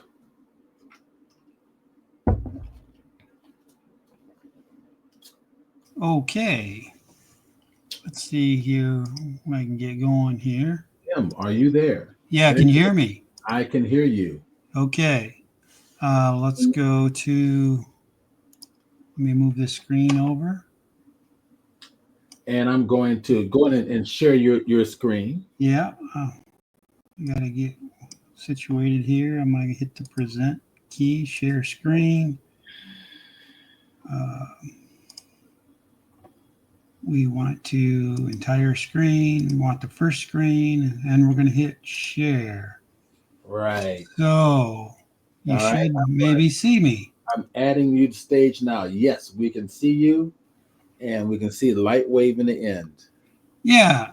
So I don't know if some of you caught my little YouTube thing I put out maybe 4 or 5 days ago. But I picked up MetaMesh for LightWave about a month or so ago because I had to use it for a client job. And man, I just really found this tool to be really useful for a whole lot of different things. But so I just thought I'd real quickly run through kind of what it does and what it is, and maybe answer some questions if anybody wants to know about it. Let me see if I can pull up the chat. There it is. All right. So yeah, MetaMesh is a demo or is a product of Third Powers, and what it does, it interactively does booleans and Boolean subtractions and additions to geometry. So what I'm going to do is I'm going to take this disk here and I'm going to just copy it and throw it into this ball. And I'm going to fire up MetaMesh. And what MetaMesh will do, it will union things, like I said before, or do subtract, Booleans. So right now I'm going to do a union between these two components. And so I'm going to click on this component right here. And let me shut these off. Were This they is just kind of show you what item you're working with. I usually turn it off because it just kind of gets in the way. So you can see there that it, made a really nice union between these two objects. And this is a subdivision surface model. Uh, so you're not using shortcuts to apply it? no, I'm just clicking on it. So let me just undo this and do it again. So fire the tool, and you can see over here in my panel, uh, I got different options. But in Right. order to make something happen, I just click on the item that I want to, in this case, union together. So you can see I union that together. Now, there are some of these options here. I'll go through them real quick. You can make a welding band, which is really kind of nice. When I click on that, you can see it made a band around here to kind of tighten that edge up. And then you can add strength to it as well. And it does it on both ends.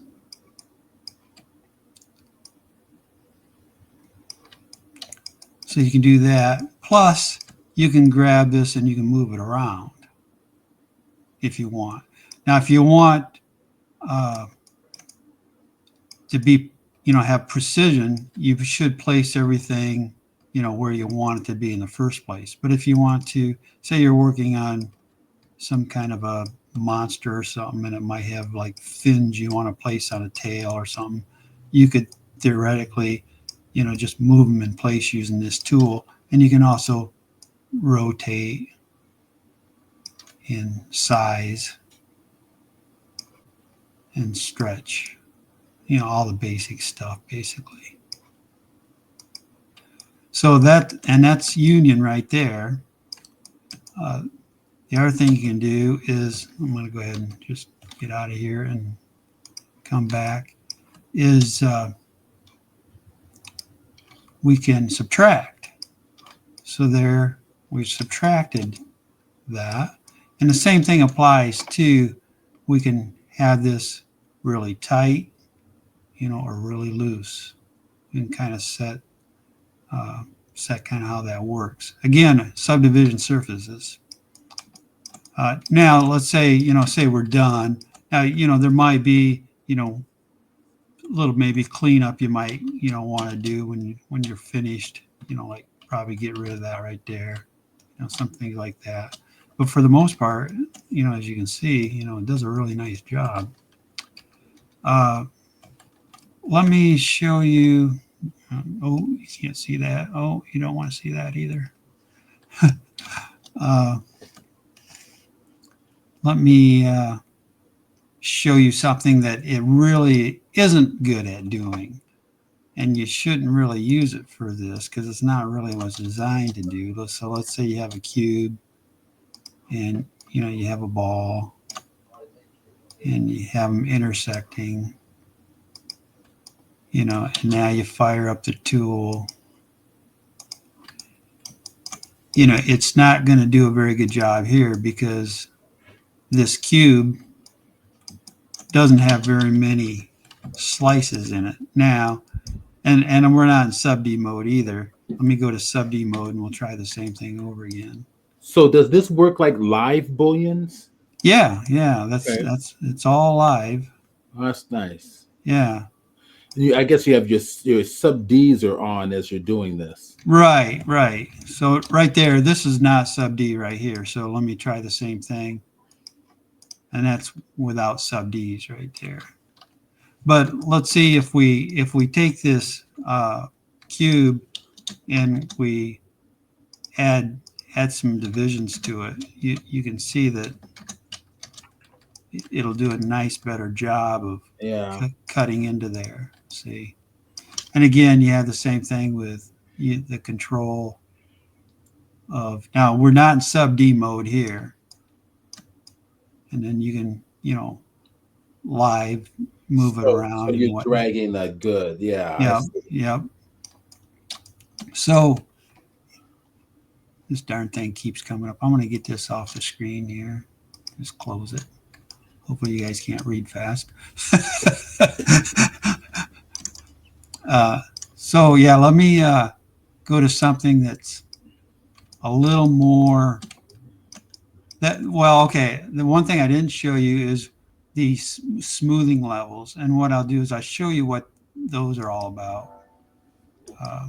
So I've got this cube here, and I'm going to copy it. I'm going to paste it.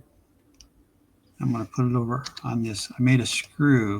So what if we wanted to, union this piece into this screw and kind of keep the same basic shape. Now, this is going to render fine, but, let's say, for instance, we wanted to bone this up and, show it, bending or something like that. We really want this component to be part of the screw, all one piece.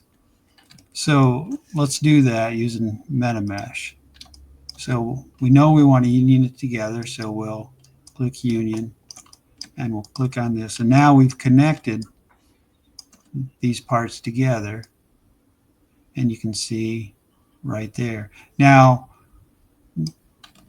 what the smoothing level does, it kind of controls the shape of this here part here. If I put it on wide, you can see how it kind of, it doesn't maintain its shape as well. But if I go to narrow, see how it maintains more of its original shape.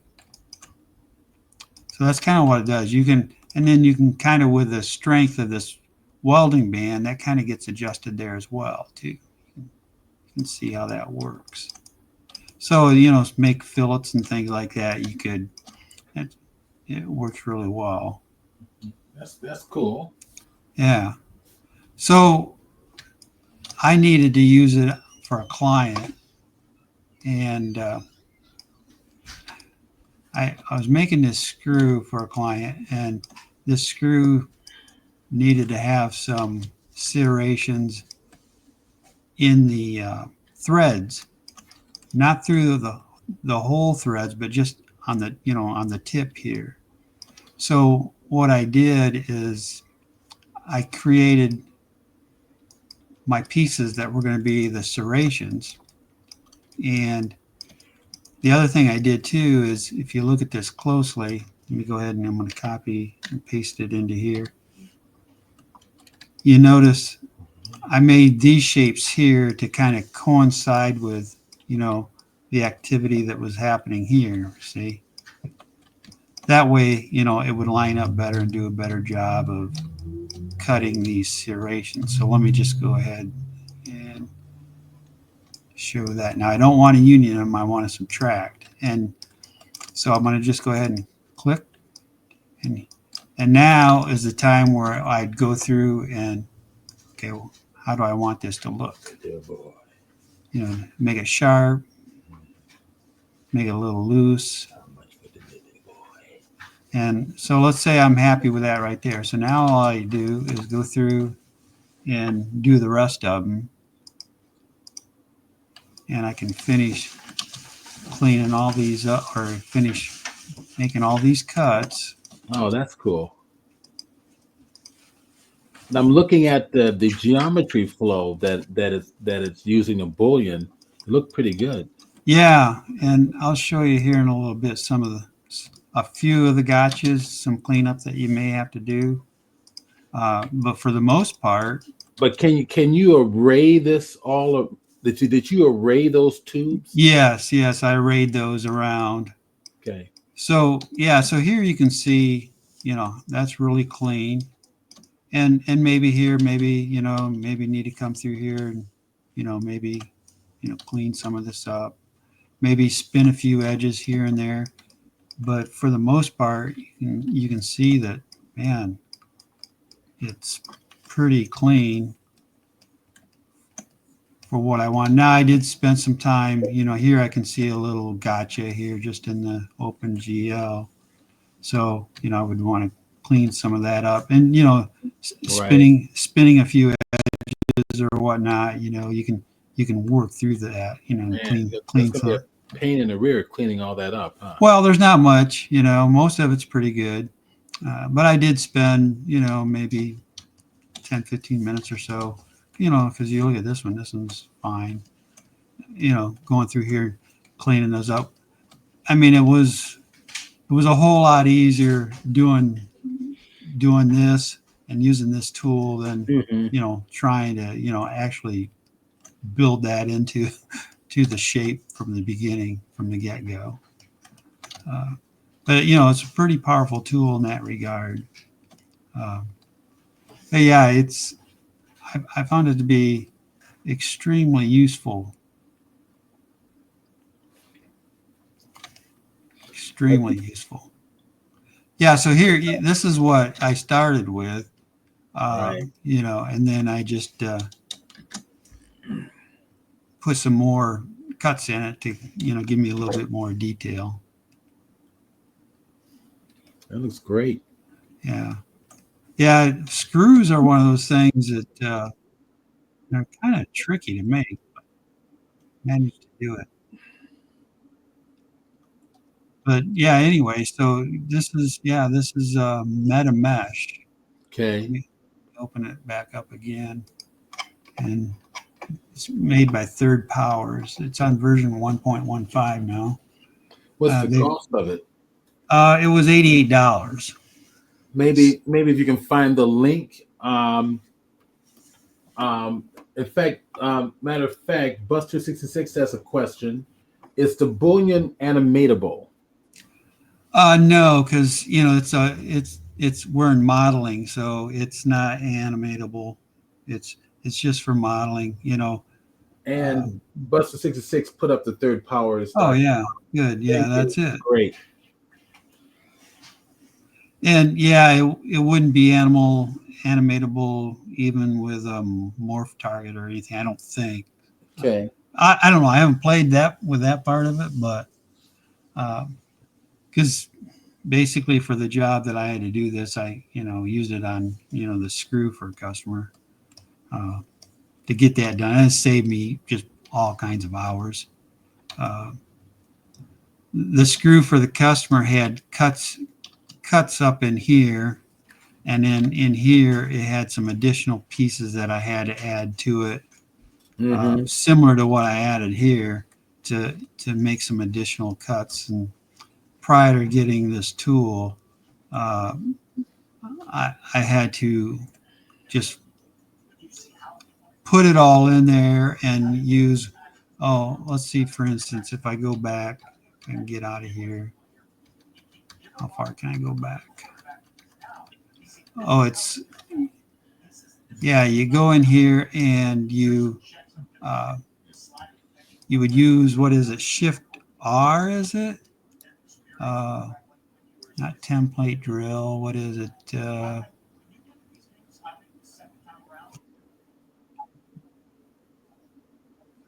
well, I'm familiar with Shift R. 'Cause yeah, it's a solid drill. Let's do a search solid. See what comes up. Solid drill. Here it is. I'd use this thing. I've been studying shortcuts for Blender for so long that I've forgotten the ones for Yeah, LightWave. yeah.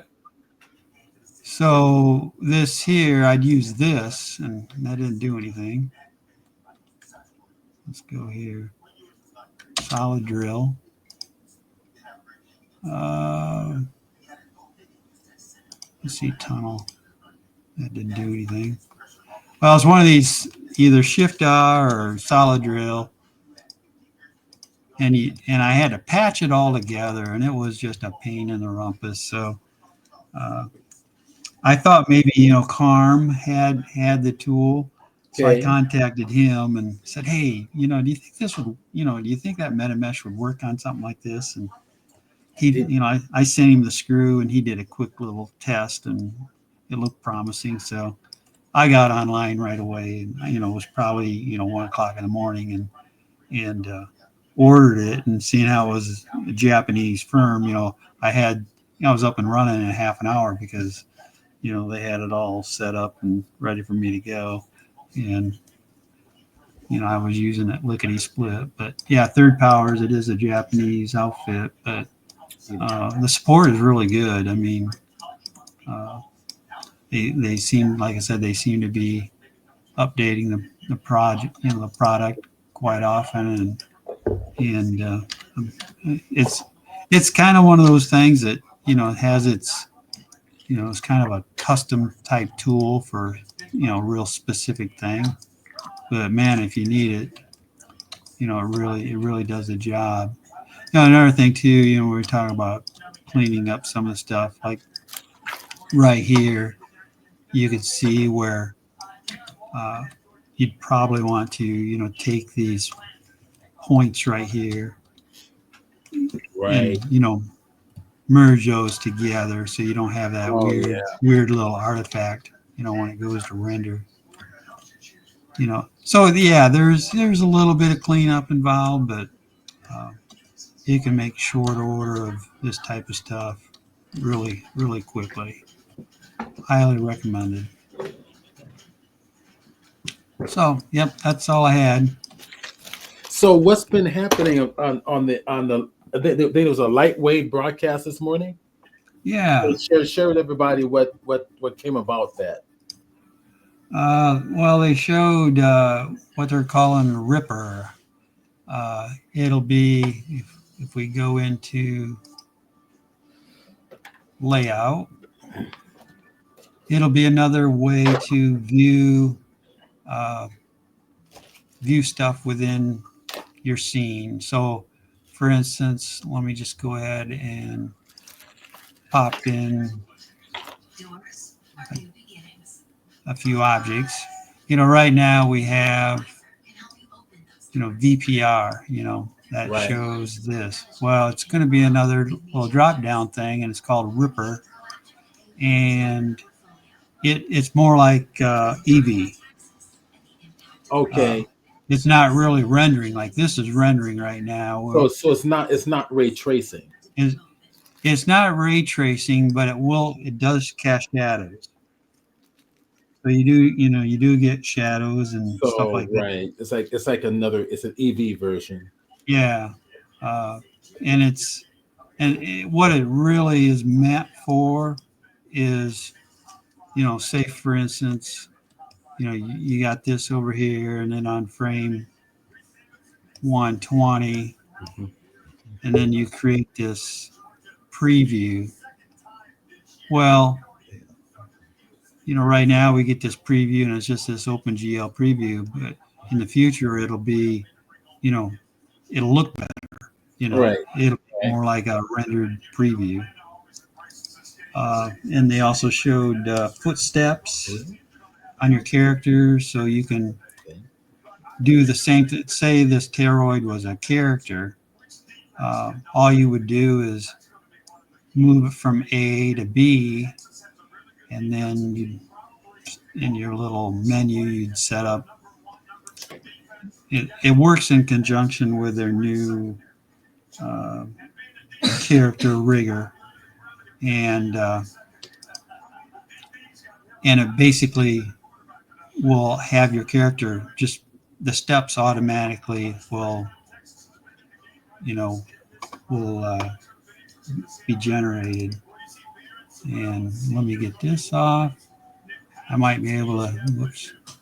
I see Deuce up there. Yeah, hold on here. Let me get rid of some of this stuff. Are they still talking, or is that just a recording? That's a recording. So I recorded a lot of the stuff. I just show you a screen.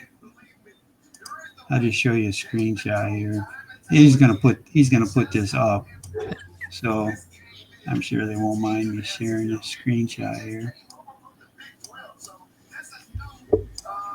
We hear something running in the background. Oh yeah, there's football games on. So yeah, so you can see the footsteps that it places down, and then the character just follows the footsteps. Okay. And if the uh, if the ground is, kind of hard to tell on this picture, but if the ground has undulations in it, the character will automatically, follow those undulations. Uh, And let me see.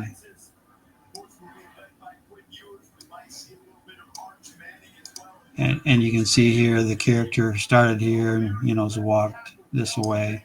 I And can't then re- there's I can't remember if I've shown everybody how to do how to do footsteps inside of on mud or snow in Blender yet. yeah, if you look on the LightWave website right now, they have a little Christmas animation and they use these tools for that. Uh, and then this one here shows the character walking up steps over here, and then kind of going down the hill here. Let's see what else. Yeah. And then, here's a humanoid character going up steps and walking up the hill and then moving on. Okay. And the gait and the hip swing and all that can be controlled through, the little dialogue here. Uh, So you must have guests over watching the game. yeah. Okay. And then they showed it on like a, mechanical Mechanical characters. man. Was That's yeah, cool. Yeah. yeah. Uh, let's see what else here. Oh yeah, and then a new thing is called Hand It. So it's a tool specifically designed for hands, animate hands and control hands. All this stuff is just alpha, Okay. alpha stuff. It's not finished. Uh, yeah, they showed like a deformer.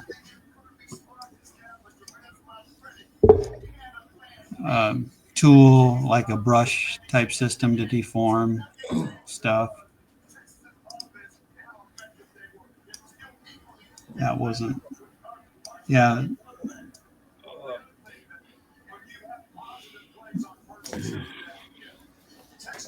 Look for that animation on their website. The little characters walking through the snow.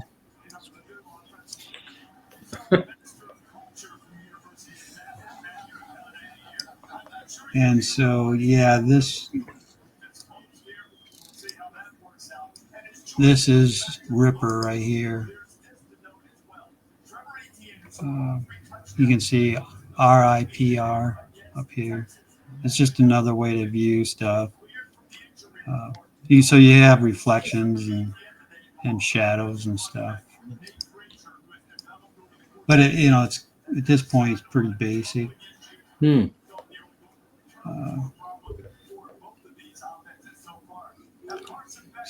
So, and it's not 100% copacetic with VPR. Okay. So up here is VPR, and over here, and it's not meant to be. It's not meant to. It's just meant to, like, if you want to do a preview, you can give your client a quick preview, kind of like Eevee in a way. Right. But Eevee is much more mature than this is, and probably much more mature than this will ever be. Okay. But it's not meant for final product. It's kind of meant for just previewing. Yeah. Well, we all knew that LightWave, in terms of its development, it's just going to be right now just dealing with that uphill battle just to get updated. Yeah. Because most of the more of the standard software on the market has been optimized and created for this new era that we're working in. Yeah. Yeah, and so here you can see it, with shadowing and whatnot.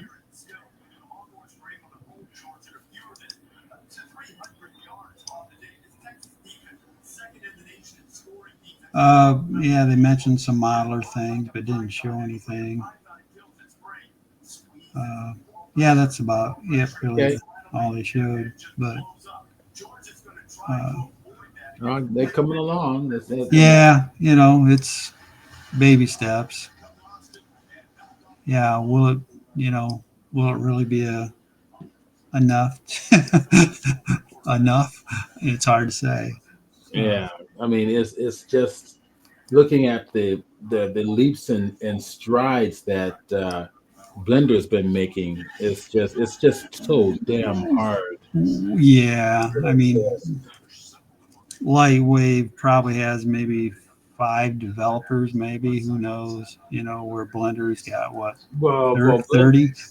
uh, from what I understand, they don't have a whole lot Yeah, because they get a they're lot of people, contributing. they're contributing, but they're not standard developers. Standard developers, from what I understand, is like you can count on one hand. Oh, yeah. Well, see, I heard they had about 20 full-time developers, but I I guess think I they don't pop know. in and out, Yeah. depending on what needs to be done, so on and so forth. But yeah, who knows? I mean, Lightwave Digital is pretty quiet on exactly who they do have in there, but Okay. they did mention that they had some people working on the development tools, Right. improving those and making those, really solid. So they did mention that was happening. So a lot of stuff was happening under the hood that you didn't see. They couldn't show anything because Right. there's really nothing to show with under the hood improvements. But they did say the development tools were really coming along nice. Oh, and they did mention that rendering is coming along nice with a 30 to 50% increase in rendering speed. Okay. Uh, you know, we'll see, but Okay. it is what it is at this point. Yeah. Yeah. That's true. But yeah, so anyway, yeah, I'm basically done sharing this MetaMesh. If any All right. Lightwave users are out Well, there, man, I let's. highly recommend it, especially for the specific work that you got to have, and you know makes your life a whole lot easier on some things.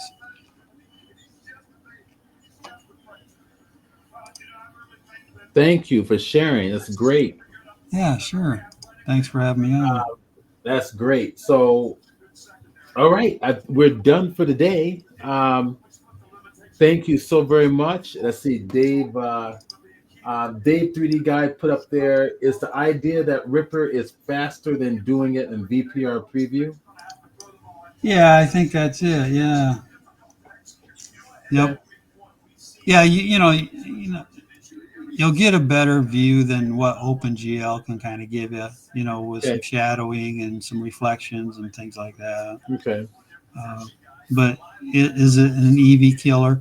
No. I mean, they're probably going to push it kind of as an EV type thing, Right. but it's you know maybe I guess you could say it's some marketing, kind of more marketing than, because what I generally do is I generally give my clients just an OpenGL preview, and then Right. I'll send them a couple, maybe 4 or 5 frames of real renderings, so they get an idea of this is going to be your movement, but this is what it's going to look like, Right. because some clients will see that OpenGL preview and they think, wow, that is that what I'm getting, or, or if you happen to have, in Lightwave now you can turn off all the stuff, in other words, you can turn off all the lights and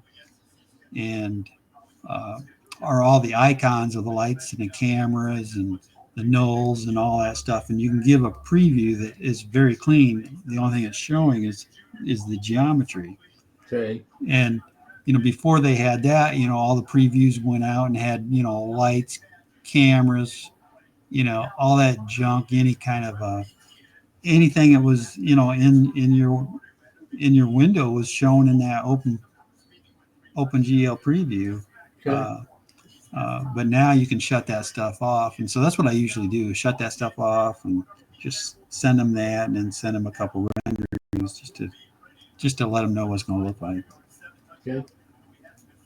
So this might help in that regard. But, if it doesn't match, if this new Ripper doesn't match VPR, I don't know. I don't know if I'd really want to use it because you might confuse your client. Although you could probably do the same thing. This is the movement. Right. It's in color. Now it looks halfway decent, but this is what it's really going to look like when it's all done. Right. All right. Hey, thank you so very much, and thank you everybody for being here. I apologize for the audio screw up in the beginning. That was another reason I was a little bit late coming on live, was because I kept having problems. Actually, Dave Duty Guy made another comment. He says, with an OpenGL preview, you can tell a director this is for movement feedback only, and they will still ask, it's not going to be purple, right? Yeah, that's exactly the truth. I mean, it happens all the time. It's just nuts. Yeah. This is great. Yeah. Yeah, thanks for the comments, Dave. All right, that's it. So we'll be back next Saturday. We're gonna move our broadcast to Saturdays. I think that's gonna be most convenient for everybody. I had originally moved it to Fridays because of work related, but work related ended up being starting at 12:30. So I figured after the first of the year, if I move our broadcast to 9 a.m. instead of 10 a.m., then we can still keep it on Saturdays. So that's probably what's going to happen. So hopefully this will be most convenient for everybody. And I'm constantly learning Blender all the time, so I'll have some fresh stuff to show you. And yeah, that was really neat stuff. Yeah, I liked it. I've been getting a lot into creating trees in Blender, which is very cool. Blender's got this very cool workflow for creating trees and leaves and stuff like that. Yeah, I imagine. All right. Thanks again. And thank you, everybody, for joining us. And we'll see everybody next Saturday. All right. Thanks, Steve. So then what I'm going to do is